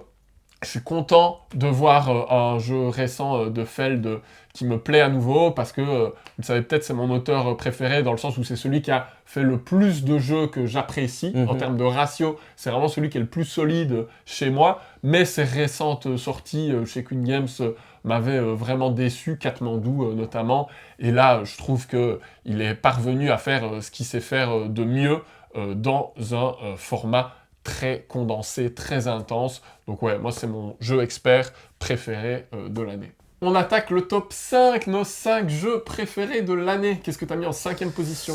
J'ai mis 13 feuilles. Yes. 13 feuilles, petit jeu de défausse tout simple, qui fonctionne trop bien. Qui encore c'est chez Cranio. Hein. Ouais, c'est fou là. Oh là là. D'ailleurs, bon, j'aimais mieux la version originale de la boîte. Hein, mais la version Biseau, c'est très bien, allez-y. C'est quoi, c'est Gigamic? Il est chez Gigamic en VF. Voilà. Il est tout mignon, c'est-à-dire il est bien illustré, des simples feuilles mais très joli, et c'est un jeu de défausse assez simple. L'originalité, c'est qu'on doit toujours jouer aux extrémités et qu'on va créer comme ça une ligne de cartes, et on va toujours devoir jouer autant de cartes que ce qu'il y a déjà sur les extrémités. Et si je fais le malin en mettant 3 cartes d'un coup, ça fait un tour complet, quelqu'un arrive à jouer de l'autre côté, ça revient à moi, je ne sais plus jouer, en fait j'ai l'air bête. Et quand on passe, on doit reprendre une carte dans la ligne, parfois ça va créer des opportunités aux autres, parfois on va faire ça pour renforcer sa main et revenir plus fort plus tard. Donc ouais, tu l'as dit, c'est vraiment efficace. C'est tout simple, ça fonctionne assez rapidement, tout le monde peut y jouer. J'ai rien à dire. Ouais, plutôt jouer à 3-4 qu'à 5-6 où ça devient un peu chaotique. C'est un peu trop, quoi. Mais à 3-4, moi, c'était un de mes jeux de l'été. Hein, dans le sens où, pareil, tu lui fais jouer tout le monde, y compris des personnes qui n'ont pas du tout l'habitude des jeux de défausse. Et ça marche tout de suite. Et les parties durent 5-10 minutes. Et les gens sont là. On en refait une, on en refait une, on en refait une. Tu veux une revanche derrière. Et hyper efficace. Je l'ai conseillé à la ludothèque. Nathalie, tu ne seras pas déçue. C'est sûr. Moi, mon top 5, c'est aussi un jeu assez familial, assez accessible, qui n'a malheureusement pas eu le succès commercial qu'il mérite. C'est Casque Chèque Chat de Justine Van Nuffel et Louis Blaise. Je l'avais déjà mis au-dessus d'une pile, au-dessus de Arx, rappelez-vous. Et j'assume, je continue d'assumer. Oui, je comprends. Parce que le jeu m'a suivi pendant toute l'année. Je l'ai vu dans plein de groupes et je l'ai vu à chaque fois fonctionner. Même si je conçois comme un Dadada ou ce genre de jeu d'ambiance assez ambitieux dans sa proposition, que ça puisse tomber à plat. Oui, ça peut tomber à plat, mais moi je ne l'ai pas vu tomber à plat. Donc, pour l'instant, ça reste mon jeu d'ambiance préféré de l'année. C'est un jeu où on joue avec la phonétique, avec la langue française et avec les approximations. Donc, si je vous dis vache, chine, tonne, et que le thème c'est géographie, en fait on cherche à deviner... Liège, direct. Exactement. Ok, cool. On cherche à deviner Washington, vous l'aurez compris. Ça, c'est le principe qui est rigolo en soi, mais la bonne idée du jeu, c'est sa dynamique. C'est-à-dire que c'est un jeu qui se joue en 2 équipes, où chaque membre d'une équipe essaye de faire deviner le même mot, donc on travaille tous autour de la même proposition, il n'y a pas d'asymétrie là-dedans, et c'est en temps réel. Donc, une manche, quand ça fonctionne, ça fait 10-15 secondes. C'est hyper dynamique, c'est hyper frénétique. Je mets mes indices en temps réel, et je suis là, allez, c'est bon, tu l'as, regarde. Et je te donne en plus la tuile indice secret. Là, je peux pas la placer dans l'énoncé qui est au milieu, mais... T'as compris où elle allait, t'as compris. Et les autres sont en train de répéter bêtement à voix haute, d'annoncer ce qu'il y a devant eux qui n'a aucun sens pour eux. On rigole machinalement. Et puis à un moment, l'éclair de génie, on l'a, tout le monde est là. Et c'est un jeu qui crée des moments très forts où on se souvient des associations qu'on a faites, on les prend en photo, on a envie de les garder en souvenir. Et vraiment, vous l'avez vu dans le J'irai jouer chez vous à Liège, on avait passé un excellent moment. Vous l'avez vu subrepticement dans la vidéo des 10 ans de l'Expert Game Awards, où un groupe dans lequel je n'étais pas a joué pendant 1h30 d'affilée avec des fous rires, etc. Moi, j'étais en train de jouer à Railway Boom version japonaise à côté. J'avais qu'une envie, c'est de les rejoindre à la table, même sans jouer, mais juste pour regarder la bonne ambiance qui s'en dégageait. Vraiment, essayez Casque Chèque Chat. C'est un jeu, certes, fragile, certes pas évident à sortir, parce qu'il faut être minimum 4, et il faut y mettre un peu du sien, il faut faire des exemples, il faut prendre le temps qu'on comprenne vraiment ce qu'on a le droit de faire ou pas, mais en vrai, ça fonctionne tellement bien et c'est tellement unique dans ce que ça propose, dans le jeu que ça propose, c'est intrinsèquement ludique en fait. Ce fait de jouer avec la langue française, ça marche. Et pour moi, qu'est-ce que ça écrase les Osmosis et compagnie qui sont beaucoup plus froids en fait dans leurs sensations. Ici, il y a un vrai engouement, moi quand j'ai réussi à le faire jouer, à convaincre les gens de passer le pas. Tu sais, c'est le genre de jeu que je jouais déjà avec des amis. C'est-à-dire, on essayait de se faire deviner comme ça des choses, mais en jouant avec la phonétique, quoi. Ouais.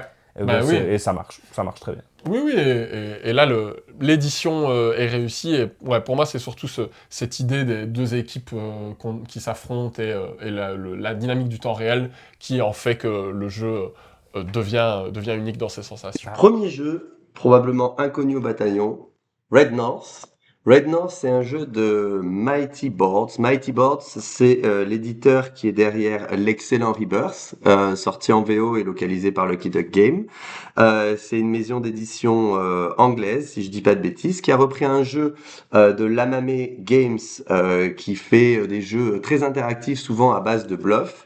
Et donc, qu'est-ce qu'on fait dans Red North? On a des cartes de différentes couleurs et on va essayer de les jouer pour pouvoir prendre le contrôle de différentes outposts, donc des avant-postes, pour scorer des points de victoire. Jusque-là, très simple. Seulement, le twist du jeu, c'est que les cartes, on les joue face cachée. Donc les adversaires ne savent pas dans quel avant-poste on veut aller. On va pouvoir retourner nos cartes face visible. Si on le fait, du coup, on révèle des informations sur où est-ce qu'on veut aller. Mais en faisant ça, on a un bonus et on peut rajouter plus de soldats sur la carte pour pouvoir être sûr d'avoir la majorité sur les avant-postes. Et ça donne un twist qui est vraiment génial de se poser la question, est-ce que je donne plus d'informations aux autres sur où est-ce que je veux aller, mais je peux me renforcer, ou est-ce qu'au contraire, je reste caché pour aller dans les zones. Il y a plein d'autres mécaniques qui sont très intéressantes, avec des marteaux pour augmenter ses forces, des cartes pour faire de l'adjacence, de la temporisation qu'on peut faire pour garder des cartes pour les tours suivants, parce que si on utilise toutes nos cartes, on n'en a plus pour la suite. C'est vraiment un jeu excellent que j'ai fait découvrir à pas mal de personnes, tout le monde a adoré, ça marche très fort à 3 et 4 joueurs, c'est très simple dans les règles, mais vraiment très très malin dans la réalisation. C'est vraiment un jeu que je recommande énormément, je sais pas trop s'il est trouvable, on l'a trouvé à Essen, mais en tout cas j'espère qu'il sera localisé en français parce que vraiment c'est un grand jeu dans une petite boîte, 20 minutes de partie et vraiment une excellente pioche ce Red North. En 5e position, j'ai choisi Cup de Crabe,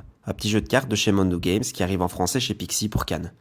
C'est un jeu très simple où on a 21 cartes et hors de ces cartes-là, on va en sélectionner 3 qu'on pourra jouer à la manche. Qu'est-ce qu'on va pouvoir faire? On va pouvoir placer des gobelets, créer des piles au centre qui vont permettre de marquer des points.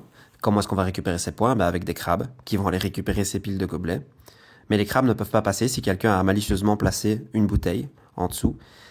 Mais si c'est une bouteille, du coup, ça c'est une pieuvre qui pourra aller chercher la pile de gobelets. Alors c'est pas un jeu révolutionnaire qui va casser 11 pattes à un crabe, mais c'est extrêmement efficace. Je trouve qu'il y a un chouette sentiment de temporisation, de petits coups fourrés. Tout n'est bien sûr pas contrôlable, mais c'est pas ce qu'on lui demande. Et c'est un jeu qui va vite. On a juste 3 cartes à notre tour, donc on choisit vite ce qu'on va jouer. Et ça tape le carton, ça crée des retournements de situation et c'est très amusant, quoi. Numéro 4, c'est Feia Swamp, des frères Ostertag, donc ceux qui nous ont valu les Terra Mystica, les projets Gaia, Age of Innovation, là récemment. Et c'est illustré par Demico. Alors déjà, le mélange, on s'y attendait pas. Franchement, les illustrations de Demico là-dedans, vous pouvez y aller. C'est très... Moi, je trouve ça super bien réussi, surtout l'intérieur de boîte. Bref, revenons au jeu. C'est un jeu, c'était une adaptation de Kaivai. Ouais, voilà, c'est ça. C'est un jeu où ça va se passer sur un marais, donc c'est une map qui est finie, pas comme dans Projet Gaia, sur laquelle on va faire progresser nos bateaux. Donc on a une faction, hein, et on va aller à la pêche et on va pouvoir pêcher, festoyer, certaines choses qui vont nous faire scorer. Moi, ce que j'aime bien, en fait, c'est qu'on va construire petit à petit ce marais. On va faire agrandir les îles dans ce marais et en fait, on va au fur et à mesure, fabriquer des chemins, des petits chemins, des petites allées d'eau sur lesquelles on va pouvoir progresser. On va essayer de faire progresser notre voilure, c'est-à-dire le nombre de cases dont on peut avancer, parce que justement, à certains moments, on va commencer à se retrouver bloqué. Et on va aller faire quoi dans ce jeu? On va faire des actions de terre et des actions d'eau, qui vont nous faire scorer de manière différente. Ce que j'aime bien aussi, c'est qu'il y a une petite interaction, parce que quand on va festoyer, en fait, on va faire des points par tas de poissons qu'on aura sur les différentes portions d'îles. Et les différentes portions d'îles, elles appartiennent à nos adversaires. Donc quand on va vouloir faire de l'argent, si on met des poissons, on ramène des poissons chez nous, ça ne nous fait pas d'argent. Tandis que quand on va les vendre à nos adversaires, évidemment, ça nous fait de l'argent. Et même chose, on va faire des points s'il y a des poissons sur plusieurs tuiles. Donc il va chaque fois avoir le dilemme de est-ce que je fais de l'argent en vendant à mes adversaires, mais du coup, potentiellement, ils vont faire des points après. Ou alors, est-ce que je mets surtout des poissons chez moi, mais je fais difficilement de l'argent, mais par contre, je pourrais faire plus de points. Donc, c'est cet équilibre qu'on va essayer de trouver tout le temps pendant la partie. Donc, il y a pas mal d'interactions. Le jeu est encore une fois assez ramassé. Il y a des choses qu'on hérite aussi des Terra Mystica, Projet Gaïa et tout ça, notamment les cartes, c'est un peu les tuiles que vous avez dans Projet Gaïa que vous allez prendre chaque fois au début de manche. Il y a des cartes comme ceci qui nous donnent un départ, une voilure et un coup de construction, voilà, qui sont différentes, et on va jouer en fonction de ça. Si on a pas mal de thunes, on va pouvoir se permettre de prendre une carte où le coût de construction est un peu élevé, mais elle nous donne un autre avantage qui va être bien. Et il y a plusieurs manières d'arriver au bout. Il y a des scorings qui vont se faire en fin de partie, et il y a des scorings aussi où on va pouvoir aller le premier pour faire le plus de points. En fait, c'est un jeu assez simple, mais moi j'aime bien comme tout se goupille, quoi. Et ça, ouais, c'est assez organique aussi, dans la façon dont on va construire le plateau. La physionomie va vraiment dépendre de nos choix, en fait. Oui, parce qu'on va aussi libérer plusieurs aspects de notre plateau personnel, et on va plutôt s'orienter pêche, ou plutôt s'orienter plus de bateaux, plus d'ouvriers. Franchement, on a encore fait une partie là à l'EGA. Je suis assez convaincu par le jeu. J'ai juste un doute. Après, je ne sais pas jusqu'à combien de parties je vais aller. Pour le moment, en tout cas, je suis toujours enthousiaste, mais est-ce qu'il pourrait s'essouffler? J'ai pas le même sentiment qu'avec Ayar. Ayar, j'ai plus de doutes sur la rejouabilité. Ici, je pense que je ferai facilement la dizaine de parties. Donc, pour le moment, je reste très enthousiaste, en tout cas. Et ça arrive chez Grell Games, c'est ça, au mois d'avril, en VF. Tout à fait. Moi, mon top 4, c'est un jeu beaucoup plus light, mais qui a aussi fait sensation autour de moi, c'est Présage. Il y a notamment des vacances à la mer où on a joué, y compris avec mon frère qui est moins joueur et tout, et ça a pris. C'est un jeu qui est magnifique, un jeu de Maxime Rambourg illustré par Ben Renaud, où on va jouer avec ces cartes de tarot qui ont un effet, et c'est encore une fois un jeu d'équipe. Et cette dynamique des équipes, ça fonctionne quand même toujours parfaitement pour créer de l'interaction, du dialogue, de l'envie de revenir quand on a été battu, de l'entraide, des moments où on charrie les autres, etc.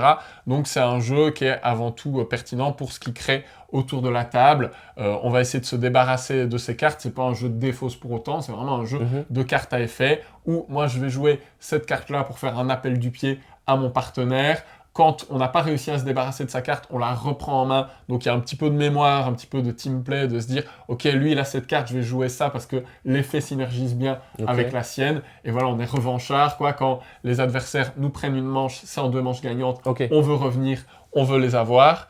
Et je trouve le jeu à la fois extrêmement simple et à la fois très profond dans les choix qu'on a à faire et dans le niveau de réflexion et d'entraide avec son partenaire qu'il faut parvenir à développer pour bien jouer et être le meilleur. Et après, évidemment, il y a une part de tirage en fonction des cartes. Il y a des fois des effets qui se mettent mieux que d'autres, etc. Mais c'est ça qui fait que le jeu est prenant et qu'on est surpris par les cartes que vont nous sortir les adversaires, etc.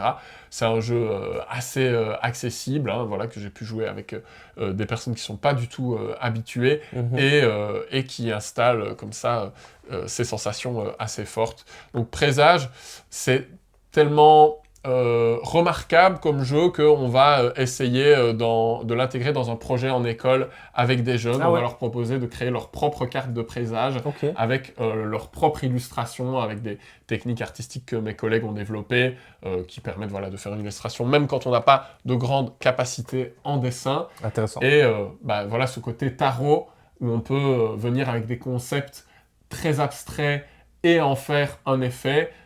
Ça permet en fait, à travers très peu d'éléments, d'avoir un propos. Et donc, je trouve ça un jeu qui a aussi cette richesse-là. Donc, Présage de Spiral Edition, qui nous font une belle année avec Amanite, qu'on n'a pas cité, mais sur lequel on s'est très bien amusé. Il faudra que tu me le fasses essayer alors. Mon top 4 de l'année 2025. Top 4, c'est Kalimala. Donc, Kalimala, c'est une réédition d'un jeu de 2017-2018 par là, de Fabio Lupiano. Ça a été réédité par les Anglais Alicat Games. Et il a été livré au backer cette année, donc c'est pour ça que je me permets de le mettre cette année. Et c'est un jeu que j'ai découvert aussi cette année.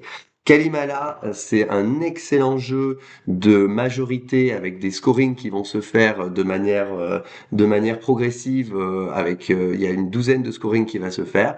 On a un feeling un peu à l'El Grande où il va falloir choisir les zones dans lesquelles on se place, essayer d'avoir des majorités et bien gérer le tempo des scorings.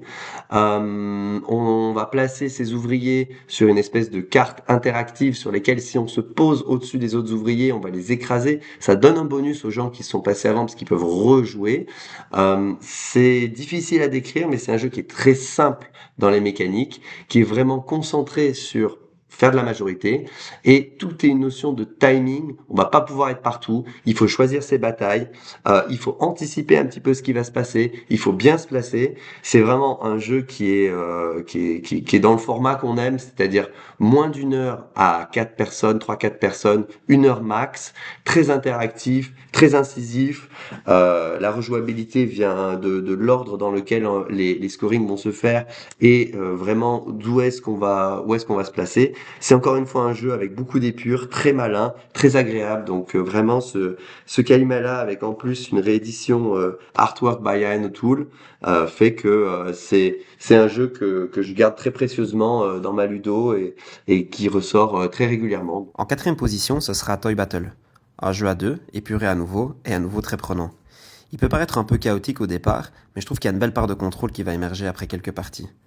Les pouvoirs des troupes sont équilibrés et vraiment malins.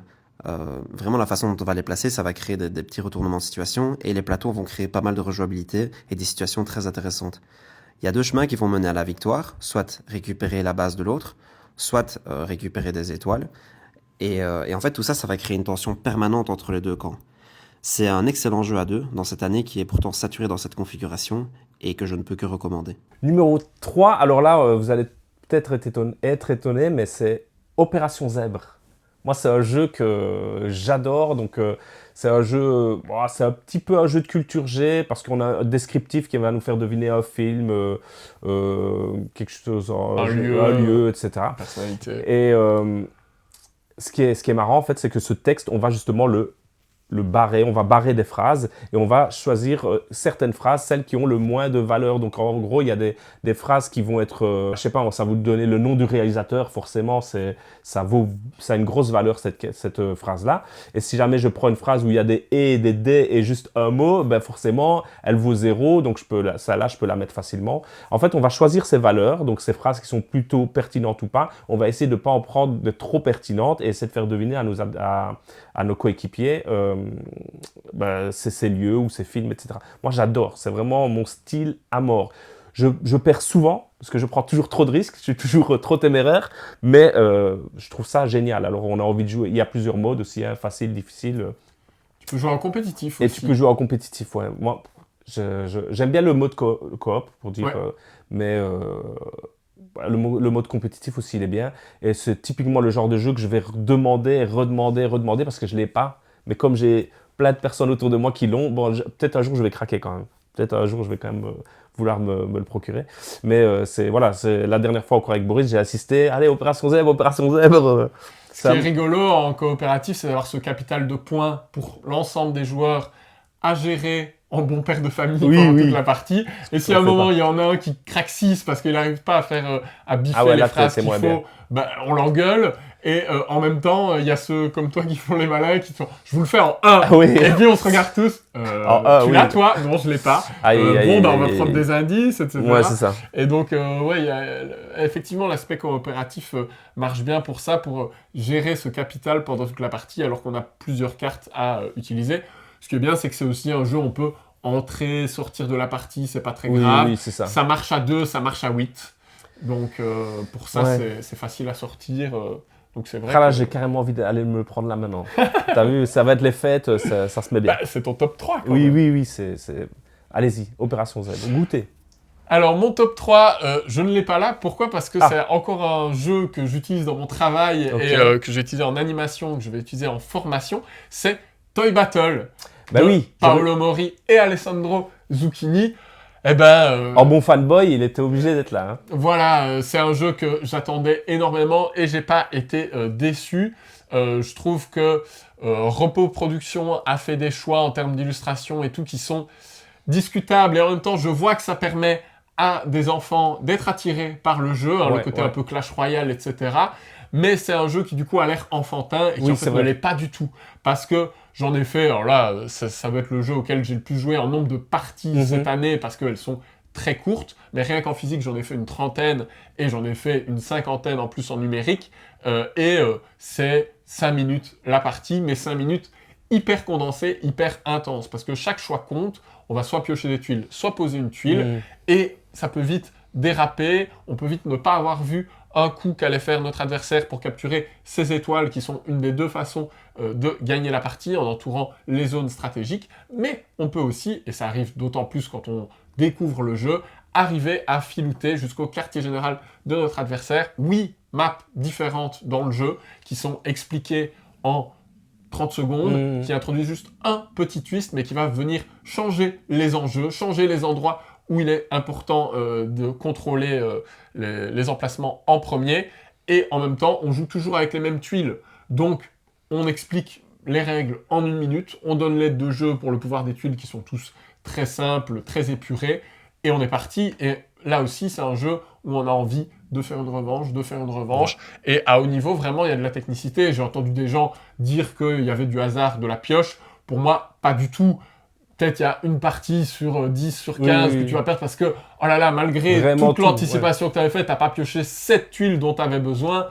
Mais vraiment, à haut niveau, c'est le meilleur qui l'emporte parce que il y a toute une méta qui s'installe, qui est très importante avec l'utilisation de pièces clés, notamment ce singe qu'on va pouvoir venir placer où on veut pour venir couper la ligne de l'adversaire. C'est vraiment un jeu d'escarmouche hyper rapide, hyper épuré. Pour moi, c'est ça sa force. C'est à quel point il est simple et efficace et profond. Donc Paolo Mori, il est quand même très fort pour ça. Ici avec Alessandro Zucchini, avec qui il avait fait d'autres jeux d'escarmouche par le passé. Mais là, ils ont vraiment réussi à garder l'essence du genre dans un format hyper condensé. L'édition est nickel, en plus avec ses petits chevalets pour mettre tes tuiles, ses boîtes de rangement, etc. Il n'est pas enfantin, mais il se joue aussi avec des enfants. Hein, oui, tout à fait. On peut jouer avec tout le monde aussi. Hein. Oui, moi j'ai vu du coup en animation, je l'expliquais à une grand-mère et son petit-fils. Et puis la grand-mère n'a pas voulu rejouer et un enfant qui observait la partie s'est installé, avait compris les règles en observant et ils ont joué à eux deux. Et c'était Kasparov, c'était un match d'anthologie, quoi. Vraiment, ça va jusqu'au bout et tout. Donc voilà, on adhère ou non au format. Hein. Certains préféreront peut-être les jeux plus longs ou quoi, mais dans sa catégorie, c'est vraiment très fort. Et moi, je le pressens pour l'As d'or tout public. Ah, ça y est, je pense qu'il sera sélectionné. Ok, je pense qu'il a vraiment des chances. Maintenant, on va voir. Après, on va passer sur le seul Eurogame de ce top. Le seul Eurogame, c'est malheureusement pas un Eurogame qui est facile à trouver. On va parler de Bean to Bar. Bean to Bar, ça vient de un auteur qui s'appelle Masaki Suga. C'est un auteur japonais qui a sa propre maison d'édition et qui édite ces jeux, ces euros. De tous les Eurogames que j'ai joués cette année, je pense que c'est mon préféré. Je pense que j'ai quasiment dû jouer à tous les Eurogames qui sont sortis cette année. Et vraiment, Bean to Bar, c'est un de ceux qui m'a le plus marqué parce que il est très très sec. On a très peu d'argent, on doit gérer 2 ressources, même 3 ressources. On doit gérer son argent, on en a très très peu dans le jeu. On doit gérer la temporalité pour pouvoir faire des actions, c'est-à-dire que on va pouvoir faire beaucoup d'actions mais claquer beaucoup de temps. Dans ce cas-là, on en aura moins pour les tours d'après. Et on va devoir gérer ses pions d'action aussi. Et on peut, si on gère mal, vraiment tomber à plat de l'un ou l'autre. Donc le jeu ne nous fait pas de cadeau. C'est un jeu de tout bête où on va faire des actions en se plaçant autour d'un cadre. Et c'est très japonais d'ailleurs ça comme genre de jeu. On va déplacer son pion, on va pouvoir faire toute une ligne d'action, mais il va falloir payer de plus en plus si on veut faire des actions supplémentaires. Et il va y avoir toute une notion de timing. On va faire des chocolats, on va essayer de les vendre, on va essayer de les mettre à des concours pour qu'ils se bonifient. Et tout ça avec les autres joueurs qui vont essayer de nous mettre des bâtons dans les roues, qui vont essayer de vendre avant nous, parce que s'ils vendent avant nous, on peut plus vendre. Donc il y a une notion de placement, une notion de timing, une notion extrêmement sèche dans le jeu, qui moi me plaît beaucoup, parce que ça change un petit peu de ce qu'on a l'habitude de voir dans les Eurogames modernes, où on foisonne sous les ressources, on croule sous les ressources assez rapidement, ce qui est gratifiant, mais au final c'est moins ce que je recherche maintenant. Et j'avoue que cette proposition Bean to Bar m'a vraiment fait du bien, dans le sens où c'est un jeu qui est très très sec et sur lequel on souffre à tous les tours. On est contraint sur ce qu'on va faire, on peut vraiment pas aller partout, on peut se retrouver complètement bloqué dans le jeu. Et donc voilà, ce Bean to Bar peut-être va être édité. Il y a quelques éditeurs qui commencent à s'intéresser au jeu. Pour le moment, il n'est pas trouvable, mais c'est vraiment un excellent jeu, je trouve, si on aime le style sec et épuré à la japonaise. Mon top 3, c'est le déroutant Theocratia. C'est un jeu au thème incroyable où on va incarner des aliens qui vont aller explorer une civilisation, une planète, et ils se font passer pour des dieux auprès des habitants de cette planète. Je trouve que c'est un thème qui me parle beaucoup et assez original. On le sent pas beaucoup pendant la partie, mais bon, ça vaut quand même la peine de le citer. Je vous renvoie vers la pile numéro 28 pour plus de détails, mais imaginez un mélange entre un développement à la Terra Mystica, un scoring un petit peu à la Sankoré, le tout avec des civilisations partagées et 10 actions par joueur pour toute la partie. C'est plutôt opportuniste par moment, mais il faut quand même prévoir un cap pour la partie et analyser les meilleures possibilités à son tour. Il faut aussi bien évidemment faire gaffe à laisser le moins de possibilités à l'adversaire suivant. C'est un jeu difficile à pitcher et vraiment déroutant comme je le disais, et j'ai vraiment hâte de recevoir ma version pour continuer à explorer ce jeu. Numéro 2. Alors numéro 2, c'est important quand même, numéro 2. Hein. Eh ben, chaque année, j'ai mon petit sucre d'orge comme ça, ma petite friandise, et ça vient toujours de chez Garfield Games. Et c'est Inventeur du Tigre du Sud. Là, c'est du lourd. Ah oui. Oui, le poids est lourd sur BGG, mais au final, je trouve qu'il a plus ou moins le même poids que Érudit. Inventeur, c'est un gros jeu comme ça, qui est donc le troisième de la trilogie. Celui qu'on dit le plus complexe, mais au final, je trouve qu'une fois c'est peut-être la prise en main qui est un peu plus dure, mais qu'est-ce qu'on va faire? On va fabriquer des choses, on va les inventer forcément, et les fabriquer, les breveter, et puis vraiment passer à la fabrication. Ce jeu, j'ai l'impression que c'est un jeu qui a réconcilié pas mal de gens, je ne veux pas dire Boris, mais réconcilié. Si, toi aussi, tu as aimé. Réconcilier des gens avec les Garfield Games qu'on trouve parfois, surtout avec ce problème sur cette trilogie des dés. Et je trouve qu'il y a tellement de choses pour gérer les dés, et je pense que justement... la communauté des joueurs de gros jeux, on va dire, ils ont accepté cette fois-ci de se dire oui, c'est vrai que là, on sait vraiment dealer avec les plus petits dés, etc. Oui, il y a plein d'actions qui ne requièrent pas une valeur spécifique de dés de mémoire. Donc, du coup, tu es moins bloqué que dans un érudit, que pourtant j'aime bien aussi, mais où tu préféreras toujours faire un gros dé qu'un petit dé. Oui. Ici, dans Inventeur, il y a tout ce système de la tour, là, où tu vas faire grimper tes dés en valeur petit à petit. Ils peuvent être dans le ciel, et là, tu peux leur faire atteindre la valeur que tu veux. Oui, c'est ça. Il y a plein de manières de modifier ces dés. il y a ce système d'ascenseur où on va améliorer ses tuiles et en même temps, ça va être plus dur à gérer. Je sais pas, il y a plein de choses brillantes en fait dans le jeu. Moi, j'aime beaucoup, beaucoup, beaucoup. C'est normal qu'il soit mon top 2. Il était dans la sélection de l'EGA d'ailleurs.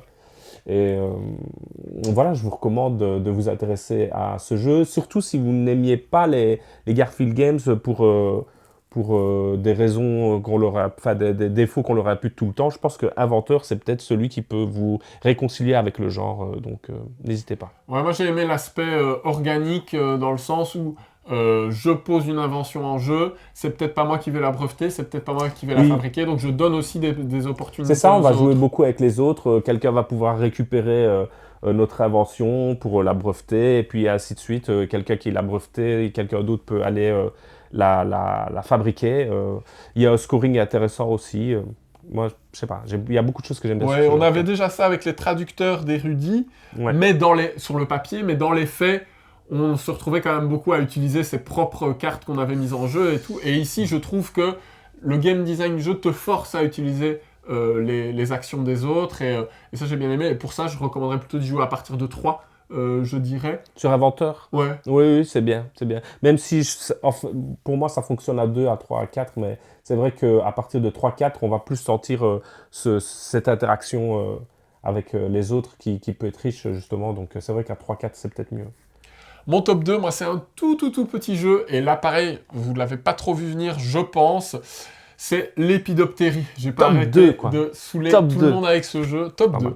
Top 2 pour un jeu de joueurs que je mets au-dessus de Toy Battle. C'est dire. C'est incroyable. Mais c'est brillant et c'est extrêmement frais.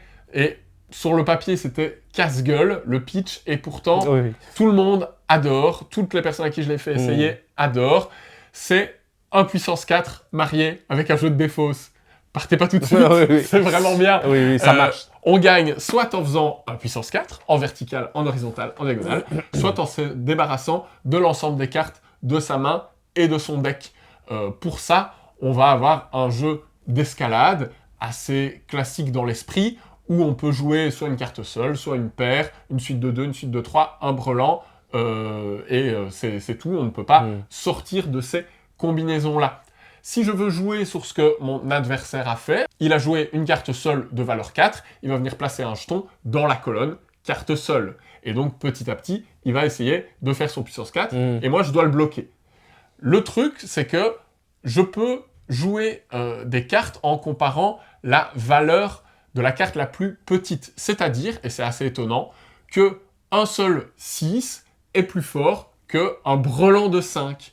Parce que la carte la plus faible est 5, et donc même s'il y a 3 cartes en face, je peux venir le surpasser avec une carte. Et cette dynamique de jeu, elle est vraiment intéressante parce qu'elle vient équilibrer, elle vient créer un dilemme entre le fait de poser beaucoup de cartes pour venir se placer aux extrémités et se débarrasser plus vite de son paquet au cas où ça va être ça qui détermine la fin de partie, si personne n'arrive à faire un puissance 4.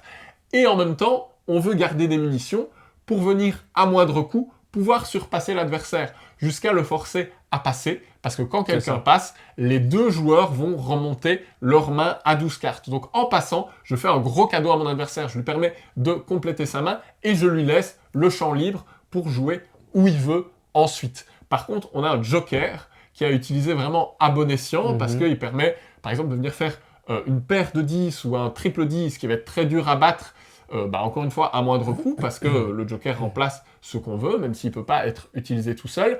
Et quand c'est moi qui passe, je récupère mon joker, l'adversaire ne le récupère pas. Donc, j'ai fait plus de 20 parties, et je suis encore en apprentissage sur le moment où bien jouer son joker, le moment où sortir la combinaison imbattable à l'adversaire pour le forcer à passer. Mais si derrière j'ai pas quelque chose de très fort pour repartir, j'ai l'air bête, d'autant plus qu'on ne peut pas jouer 2 fois de suite la même combinaison. Sinon, ça serait beaucoup trop facile. Je fais plein de cartes seules, et hop, je me fais ma colonne, et si mon adversaire n'a pas su me bloquer, j'ai gagné. Non, on est forcé de faire voyager ces jetons d'un tour à l'autre, et si j'ai fait une carte seule, je ne pourrais pas en faire une au tour d'après, je dois en faire une paire, par exemple, et puis alors seulement, je pourrais revenir là où j'étais précédemment. Donc ça nous force à un peu éparpiller nos pions. Et en même temps, il y a cette tension permanente de surveiller le puissance 4. Oui, Est-ce que j'ai pas loupé ce truc, etc. Et j'ai joué contre Marie, grand jeu, la très chouette Marie, jury As d'or, qui a adoré le jeu, qui m'a battu 2 fois avec un puissance 4 que j'avais pas vu venir. Et j'avais envie d'encore en refaire. Il était 4h du matin, on s'est arrêté là, mais c'est le jeu qui appelle à une revanche. Et quand on arrive à bloquer les puissances 4, le jeu se transforme, il prend un autre aspect parce qu'on est sur la course à la défausse. C'est génial. Avec très peu de règles, je vous ai dit en fait l'ensemble des règles au cours de mon pitch, je trouve ça brillant, de chez brillant, de chez brillant. Les cartes sont pas hyper lisibles, c'est des papillons. Pourquoi c'est des papillons? On sait pas, on s'en fout, mais c'est pas grave. Ce qui compte, c'est les sensations de jeu, cette tension permanente, le fait que les parties soient hyper courtes et en même temps hyper intenses. Et voilà, moi ça m'a procuré des sensations encore plus fortes qu'un Toy Battle. C'est cette petite boîte, l'Épidoptérie de chez New Mill, que personne n'avait vu venir. Et je remercie Golden Meeple de l'avoir déniché.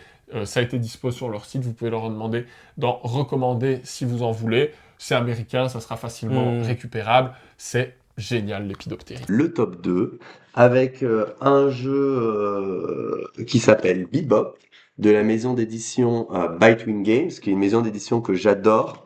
Ce sont des médecins américains des dentistes qui sur leur temps off, se sont dit pourquoi on montrait pas une maison d'édition pour faire des jeux qu'on aime bien.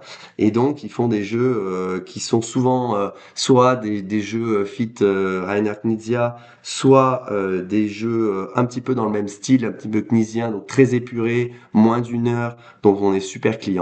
Et donc ce Bebop, c'est un jeu qui se rapproche un petit peu des designs de Knizia type samouraï, où on va poser, normalement c'est des tuiles pour essayer de relier des zones avec la majorité pour pouvoir les claim. Donc c'est un petit peu une version de Rebirth dans laquelle on va placer des dés cette fois-ci, des dés de couleur pour réserver des zones autour des concerts. En fait, on a des familles, on va essayer de les placer autour des zones de concert. Et si notre famille est assez grande par rapport à la musique qui est demandée, on va scorer des points. Le jeu, pour moi, est très expert, dans le sens où il y a énormément de scoring à penser, de majorité à calculer, d'anticipation. C'est un jeu très très méchant. On peut être absolument très très méchant et couper l'herbe sous le pied de tout le monde. C'est un jeu que j'ai beaucoup joué avec Anna. C'est un jeu qui est très très méchant. J'ai jamais gagné contre elle, j'ai fait que perdre. Je trouve que et c'est cette frustration qui me fait l'aimer autant, parce que vraiment c'est un jeu, on peut très mal jouer, on peut très très bien jouer. C'est vraiment pour moi un excellent jeu qui est très opaque, très difficile à appréhender. Une version surboostée, on va dire, de Rebirth, avec de la gestion de dés. Et en fait, là où Rebirth, on place juste sa tuile à un moment pour gagner des points. Ici, on va devoir réserver un siège, puis après placer un dé dessus. Et ça, c'est à la fois, ça rajoute de la complexité par rapport à l'immédiateté d'un Rebirth, mais en même temps, ça permet de jouer en 2 temps. On peut bloquer un emplacement à quelqu'un sans mettre de dé tout de suite et de mettre un dé plus tard. Et ça, c'est très très intéressant, parce que du coup, on va être limité dans le nombre de sièges qu'on peut réserver, mais on va pouvoir réserver pour bloquer quelqu'un, pour mettre un dé plus tard, bloquer une zone de scoring qui aurait été faite tout de suite pour pouvoir venir plus tard avec quelque chose de plus fort pour pouvoir prendre la majorité. C'est excellent pour moi, c'est vraiment une excellente pioche. L'ADA est magnifique, vraiment Bebop top 2. Je le sors pas assez souvent, mais à chaque fois que je le sors, c'est gros coup de cœur. Ça se joue très bien à 2, c'est très tactique à 2, à 3 c'est très bien, à 4 c'est très bien. Vraiment une super pioche. Une recommandation de Boris, qu'il avait reçu en début d'année, et je l'ai d'abord acheté sous l'impulsion de la DA avant de découvrir un jeu qui pour moi est exceptionnel. Donc voilà, top 2 de cette année, le Bebop. En top 2, je vais faire une entorse au classement qu'on a établi lors de l'appel numéro 28. Planepita était 2e, en dessous de Theocracia, mais cette fois-ci, il finit au-dessus. Alors Planepita, c'est un jeu de pichenette qui n'est pas sans rappeler le croquinole, et vous savez que j'aime ça, mais avec des sensations de jeu quand même très différentes grâce à ses pièces aimantées et un calcul de majorité plutôt tendu. Et il fonctionne dans toutes les configurations. J'ai un coup de cœur particulier quand même pour le mode A4 en équipe 2 à 2. C'est un jeu que j'ai beaucoup sorti cette année et c'est pour ça qu'il monte dans mon estime, et je suis certain qu'il va revenir régulièrement sur ma table dans les années à venir. Et puis le design, les dessins, je trouve qu'il vraiment il présente quelque chose, il y a une claque le matériel. ma fille aime jouer avec, donc ça c'est plutôt positif aussi. Donc voilà, un excellent top 2, un excellent jeu de pichenette. C'est maintenant, c'est le top 1. C'est l'ultime. Eh ben, Ton jeu préféré de l'année? C'est très très simple, c'est Zenith. Playpunk, Playpunk c'est l'orfèvrerie. Et Zenith, c'est incroyable. Donc, c'est quoi Zenith? Il faut encore le présenter, je ne sais pas, mais c'est un jeu de tir à la corde où on va jouer des cartes pour essayer de ramener des différentes planètes vers nous. C'est un jeu de tir à la corde, mais où on a 5 cordes, 5 tirs à la corde. Et c'est un jeu que je trouve vraiment brillant parce qu'il y a des cartes comme ça qui sont pas chères et qui sont surpuissantes, mais justement qui peuvent permettre de rééquilibrer des moments où on est en difficulté. A priori, quand on voit ce jeu pour la première fois, on se dit « Ah ben voilà, si j'ai une bonne main, je m'en sors, et si j'ai une mauvaise main, ben je m'en sors pas. » Eh ben pas du tout. Pas du tout. Plus on joue à haut niveau, et plus on se rend compte que c'est très très difficile de battre quelqu'un qui a des skills, quoi. Moi, quand je joue avec d'autres gens, ben voilà, je perds, je gagne, peu importe. Mais quand j'arrive sur BGA et que je me frotte en arène et que j'essaye de monter, j'ai beaucoup de mal et j'ai hâte de voir ceux qui ont les solutions toutes faites ou qui se disent simplement il faut jouer ceci ou il faut jouer cela. Le jeu a été énormément développé. Donc, ça se voit, ça se ressent vraiment quand on joue plusieurs parties. Ça se ressent. Moi, c'est le jeu que j'ai le plus joué cette année, facilement. À part sur BGA, parce qu'il y a toujours Forêt Mixte où j'exagère, mais même sur... En physique Ouais, en physique, je sais pas, j'ai une quarantaine de parties. C'est vraiment un jeu que je prends plaisir à ressortir tout le temps. Il y a la version de 2 joueurs, donc où on s'affronte, ou il y a la version 4 joueurs, où on joue en binôme. J'ai découvert, moi, avec la version 4 joueurs, ça m'a beaucoup enthousiasmé. J'ai trouvé ça brillant parce qu'on va jouer... c'est le binôme qui joue et puis l'autre binôme. Ça veut dire je joue quelque chose, mon binôme joue quelque chose, et puis seulement. Donc, il peut se passer beaucoup de choses sur le plateau. Tu prends 2 tartes dans la gueule avant de voilà. reprendre la main. Et en plus, on peut faire rebondir. C'est-à-dire, attends, on joue avec la même...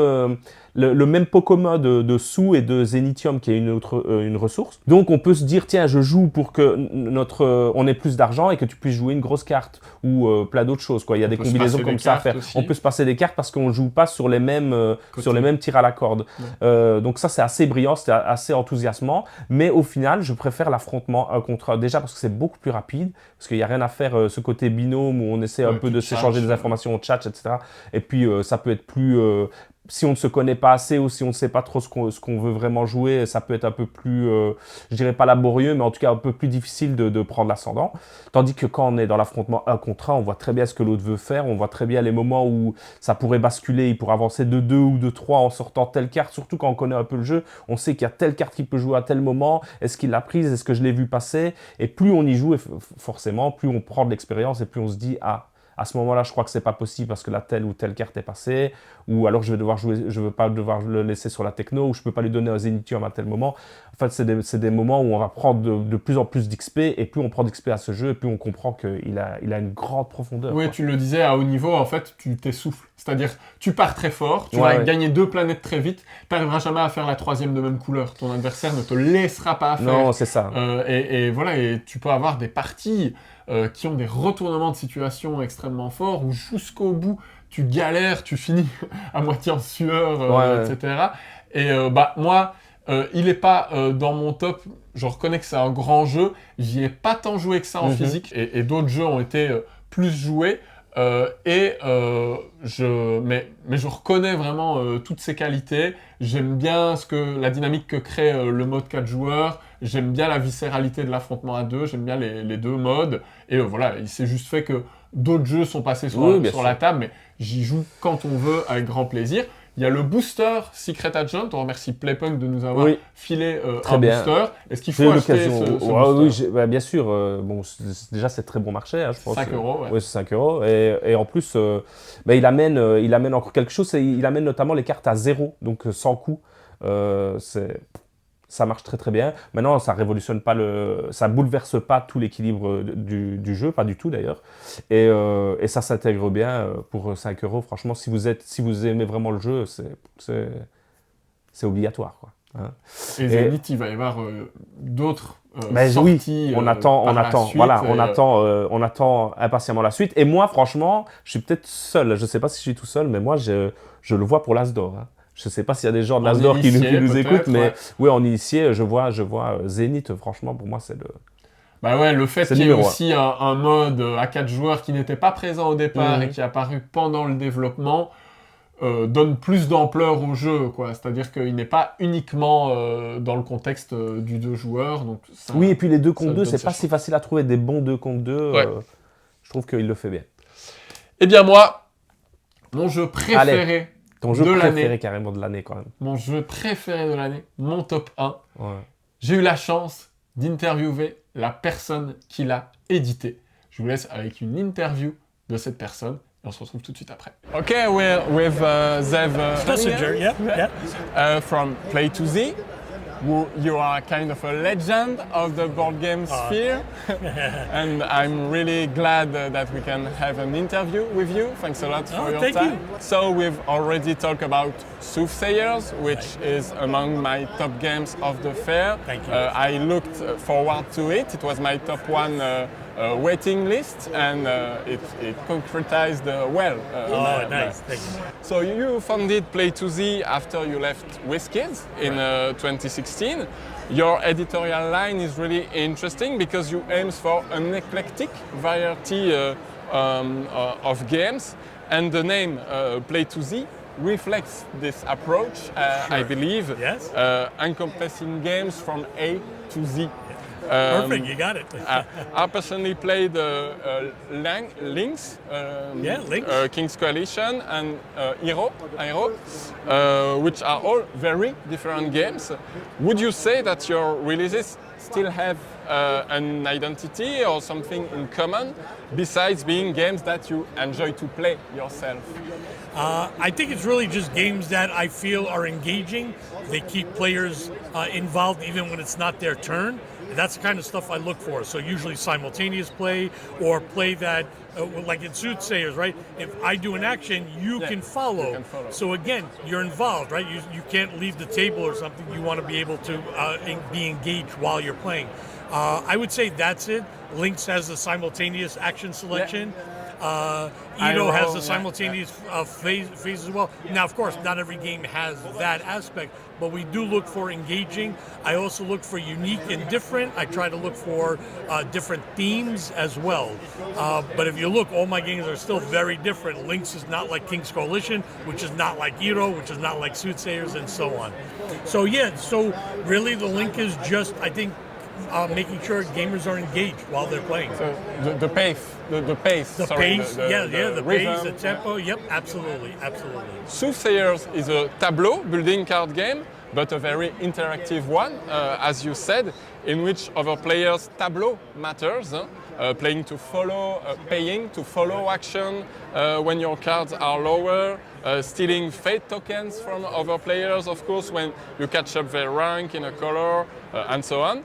And Jeff Grisenwaite, the designer, hasn't created so many games, actually. We play this game Positano, That's the name, yes. which is a good game and also interactive. Did you or the designer wanted to make tableau building more interactive? Because it's sometimes kind of a solo experience, the tableau building. With the following action aspect, I personally thought about Glory to Rome from Karl Chodik, Right. For example. Was it an inspiration? That you'd have to ask Jeff, because when he showed me the game, it was like that already, and that's what made me fall in love with it. I said, "This is an amazing game." I'm, like you said, I'm constantly engaged. I don't feel left out when it's your turn. You do an action, and then I say, "Oh, can I follow?" And again, if I have the same or a higher value, I don't have to pay to follow. But if I do, I like that idea where it's like, okay, now I can do this, but I do have to pay you. So you're getting a little richer, but I still get the good action. Of course, I can always pass and just say, I'll just earn money.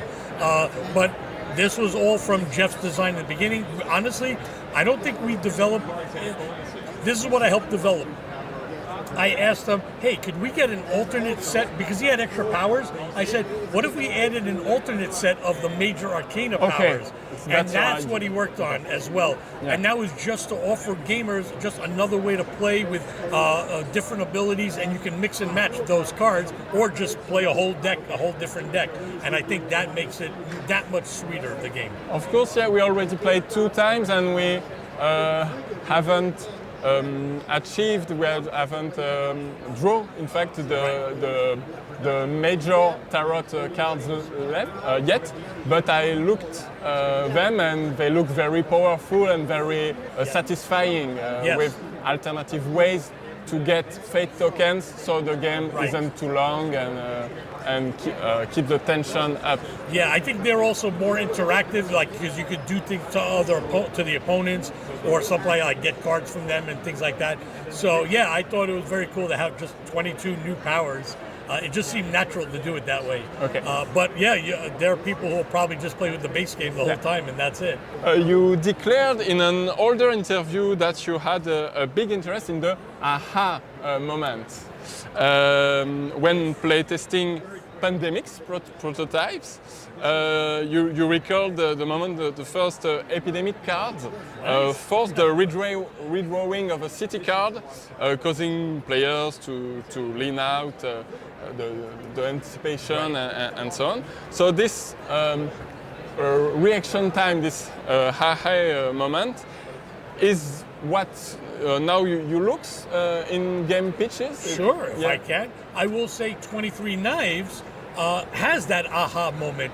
At the end of the game, when you have to count the swords and the doves to see if Caesar lives or dies, that is a very big aha moment where people I've seen games where people like lean in or they get up and they wonder, and you're counting the knives, subtracting doves, and everybody thinks there's definitely more doves in there, or there's more knives in there, and they're always wrong. You know, it's like, wow, what a surprise. I didn't know that was in there.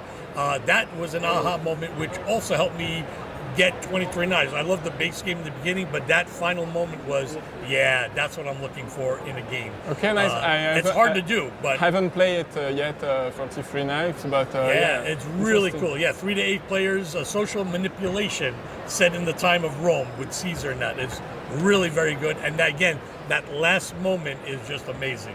Okay. Thank you. Last question. So about your market strategy. You used to publish 20 to 30 games a year with Zedman, I think, and with kids. Play2Z is targeting no more than 10 releases annually? Yeah, we're trying to stay under, I would say 6 to 10 is probably what we're going for, and probably more on the lower end if we can do it. It's just very hard for me. I like a lot of games, and I really want to bring them out, but I have to make sure that we don't oversaturate the market or overwhelm ourselves as well. Yeah, that's right. The market is really saturated. Yes. We can see that in Essen, in the fair. So yeah, I saw you're focusing on securing really good designs, art, designers, and you rely heavily on demoing games at conventions and strategic crowdfunding also to gain visibility? We started doing that. We're leaning towards doing a little more crowdfunding than we did before. Okay. And yeah, would you think that now, you said it already, there are too many games maybe, and how can you stay competitive in such an environment? The crowdfunding helps with that, right? Yeah. It gives you an idea of how popular it might be. It also helps with marketing, so it gets the word out even if it does okay, but then people go, oh, I heard about that game. I think 23 Knives got some success because of that. I think people knew of the Kickstarter or heard about it, and maybe they didn't back it at the time for whatever reason, but when it came out in retail or through distribution or even at conventions, people go, oh yeah, okay, I've heard of that game now. Let me check it out more. So yeah, crowdfunding does have a reason to, there's a reason to do more crowdfunding because of that. But still, there's also a limit of how many crowdfunding you can do as well. You know, it costs money, it costs time. There's a lot of work that needs to go, energy. It takes a lot to do that. So again, we don't want to overwhelm ourselves, but we're looking to do maybe for 2026, we're looking to do maybe 6 crowdfunding campaigns, and that may be a lot. I don't know. I'm just getting used to crowdfunding myself, but I was thinking of doing like 2 in the beginning of 26, 2 like in the middle, and then maybe 2 at the end. Okay, interesting. Yeah. Thanks a lot. My pleasure. Thank you. Il est là, c'est Soothsayers, vous l'avez compris, oui. de chez Play2Z, un jeu de Jeff Grisenwhite, qui n'a pas fait beaucoup de jeux, mais on le dit dans l'interview, qui a fait Positano notamment, qu'on a bien aimé également.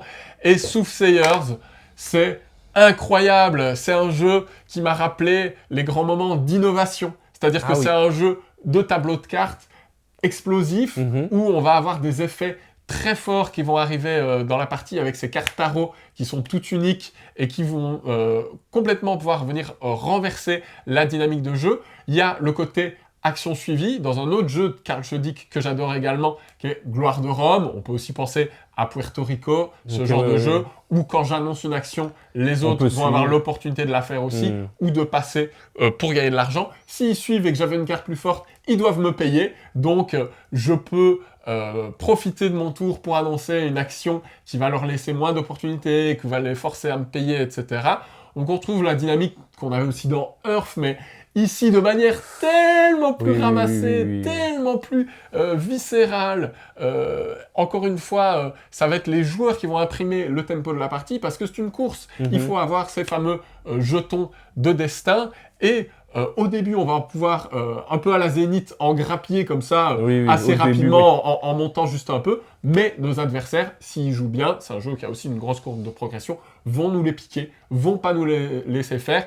Et le jeu va accélérer naturellement parce que très vite, on va arriver aux cartes tarot plus puissantes, qui, vous l'avez entendu dans l'interview, sont en 2 decks différents. Donc, il y a moyen aussi de renouveler les parties de cette façon-là. Et ces cartes tarot, elles vont nous donner plein de façons alternatives d'avoir ces jetons destin. Donc, ça va venir créer des rebondissements. Et la partie va jamais durer plus de une demi-heure, 3 quarts d'heure, vraiment, si vous êtes lent. Et ce, même à 5 joueurs. J'étais très surpris, j'ai joué à 5 joueurs à l'Expert Game Award. Ça tournait extrêmement bien. Dylan et Léa l'ont beaucoup joué à 2 de leur côté et m'ont dit que c'était hyper efficace à 2 également. Ça marche à 3, ça marche à 4, ça marche vraiment de 2 à 5. C'est pas une blague, c'est assez rare pour être souligné. Et moi, j'aime aussi la sobriété. Il y a un contraste entre la sobriété des cartes actions de base, qui vont être toujours les mêmes, mais juste un petit peu plus puissantes. Donc en fait, on n'a que 4 actions dans le jeu. Et justement, c'est l'inverse du travers d'un Earth où on sait plus où en sont les autres, on comprend plus, il y a 10 000 effets différents. Non, là, on voit vraiment le jeu. 16 effets qui se trigger, tu sais plus où t'en es. Ici, c'est laser, c'est très simple. Et en même temps, le côté wow, le côté tard dans la tronche, tu l'avais pas vu venir, il vient de ces fameuses cartes tarot. Et alors, il y a un débat sur la direction artistique du jeu. Mais moi, je l'adore. Voilà, oui, moi, je trouve que c'est bien aussi. On aime ou on déteste. Je pense qu'en tout cas, ça laisse personne indifférent et que ça, c'est plutôt bon signe. C'est une prise de position forte avec des illustrations qui ressemblent à rien de ce qu'on voit ailleurs. Effectivement, c'est pas très vendeur. Effectivement, cette couve, certains la trouvent hideuse. Moi, j'aime bien, mais je peux entendre que ça peut desservir le jeu s'il y a une localisation en version française qui est en train d'être discuté, et moi j'encourage vraiment les éditeurs à le faire, parce qu'un jeu qui se joue bien comme ça, de 2 à 5, qui soit aussi dynamique, aussi interactif, et en même temps hyper simple, les règles c'est 5 minutes, je trouve que ça court pas les rues, et moi c'est tout ce que j'aime. C'est vraiment le côté un peu solitaire, satisfaisant du tableau de cartes, de j'améliore, je gagne des pouvoirs, etc., couplé à une interaction très forte, parce que tu es tout le temps en train de laisser des opportunités aux autres, tu es tout le temps obligé de les surveiller pour leur revoler, tu dois parfois faire des actions un peu sacrifices, de dire « Ok, là je pose cette carte, ça m'intéresse pas tant que ça, mais si je fais pas ça, il gagne, et j'ai pas le choix. Et donc il y a cette tension de la course qui est toujours là, et qui va faire que la partie ne s'éternise jamais, ce qu'on pouvait avoir dans d'autres jeux du genre qui sont moins prioritaires, où l'interaction est moins prioritaire, quoi. Donc, moi, vraiment, c'est le jeu que j'ai sans cesse proposé. Là, oui, je t'ai vu très enthousiaste. J'en ai fait 4 parties rien qu'en novembre. On y avait déjà aussi joué post-Essen, même avec beaucoup de fatigue, on était convaincus.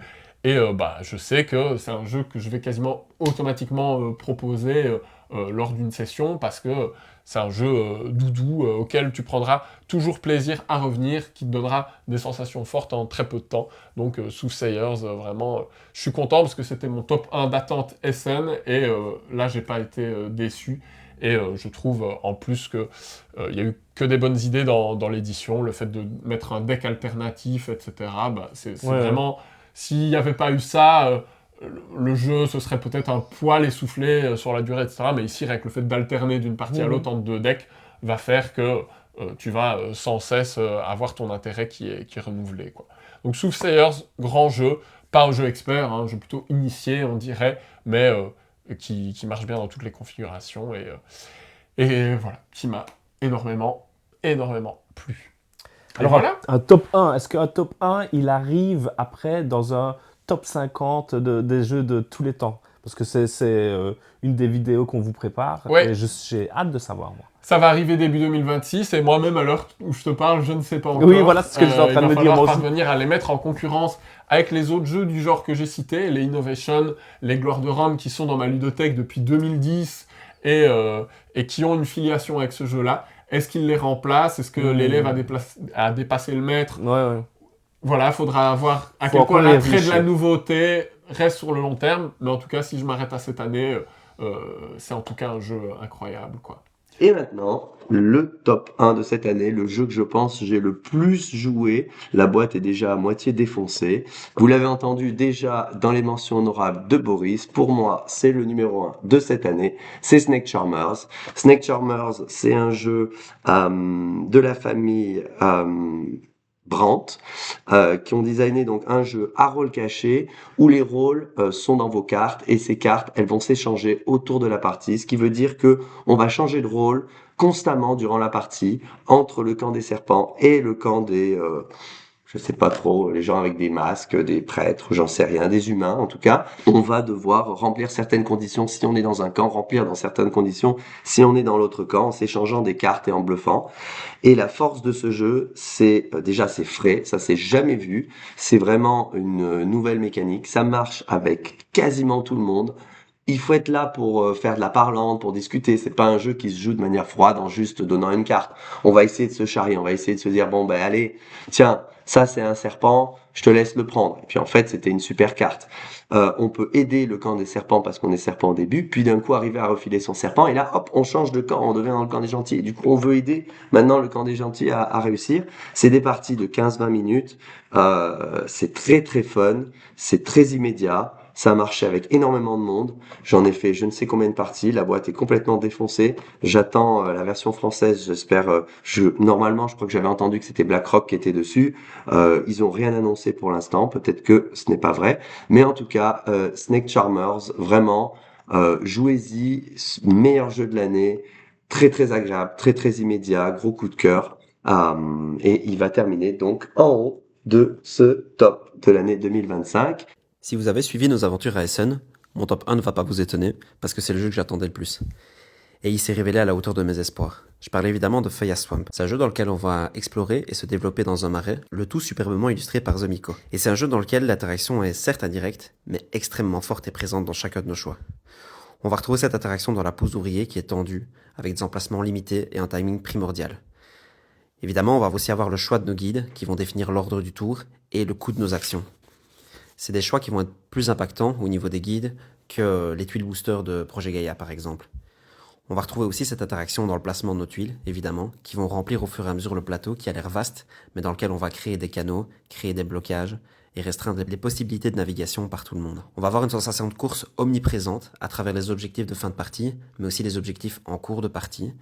Et ces objectifs-là, justement, vont créer une rejouabilité et vraiment des sensations de jeu fort différentes d'une partie à une autre. J'ai déjà fait quelques parties et en fait, je me rends compte qu'il y a des fois où je vais scorer énormément, d'autres fois où j'arrive pas à me faire au jeu et où les adversaires vont être plus forts que moi. C'est un jeu au final que je trouve brillant, avec des règles pas si complexes, beaucoup plus accessibles qu'un Terra Mystica ou un Projet Gaïa. Honnêtement, surveillez son arrivée en français vers avril, parce que je pense que c'est un des jeux experts qui marquera l'année. Et voilà pour ce top 10 c'était cool. De nos jeux préférés de l'année. J'espère que ça vous a plu. Si jamais il y a des jeux qui ne figurent pas dans nos tops et que vous dites, mais les gars, vous êtes passés à côté de ça, n'hésitez pas à les mentionner en commentaire. Ouais, on lit tous les commentaires. Faites-nous votre propre top 10 en commentaire, n'hésitez pas. Et puis, c'était un plaisir de vous partager ça. La semaine prochaine, une vidéo en solo que je fais habituellement sur le bilan de l'année, où je vais revenir mois par mois, janvier, février, mars, etc., sur le jeu qui m'a le plus plu, le jeu qui m'a le plus déplu, un top flop par mois, et ça sera a priori pas des jeux de 2025, ça sera vraiment parmi l'ensemble des parties que j'ai faites cette année.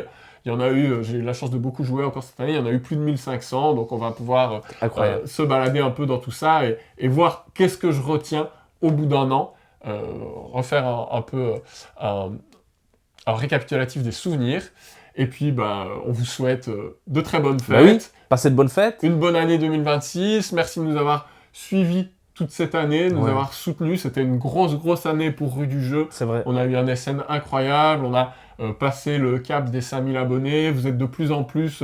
toi et les autres impliqués dans l'équipe, et ça permet de diversifier les formats, les propos, les points de vue, et je trouve que voilà, je suis content de la direction que prend ce média, et c'est grâce à vous, c'est grâce à votre soutien, qu'il soit financier ou qu'il soit juste, et c'est déjà beaucoup, en termes de likes, de commentaires, d'échanges, d'interactions, de repartages, etc. Si vous n'êtes pas abonné, n'hésitez pas à vous abonner, Tout à fait. à nous rejoindre, c'est cool.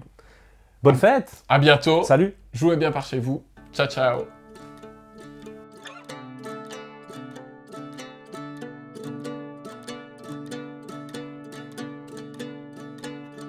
Le monde est silencieux à l'orée de l'abysse. Ces flots noirs et vitreux sont de paix mortifères.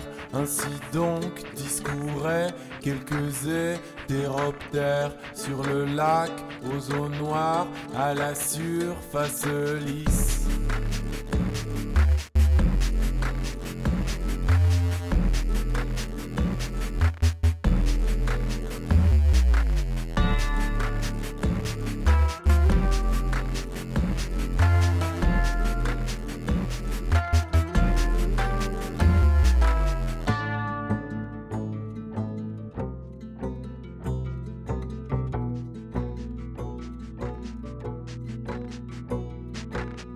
Se sont imprégnés de l'ombre séductrice qu'on noyait dans l'oubli qu'existe la lumière. Le monde est silencieux à l'orée de l'abysse. Ces flots noirs et vitreux sont de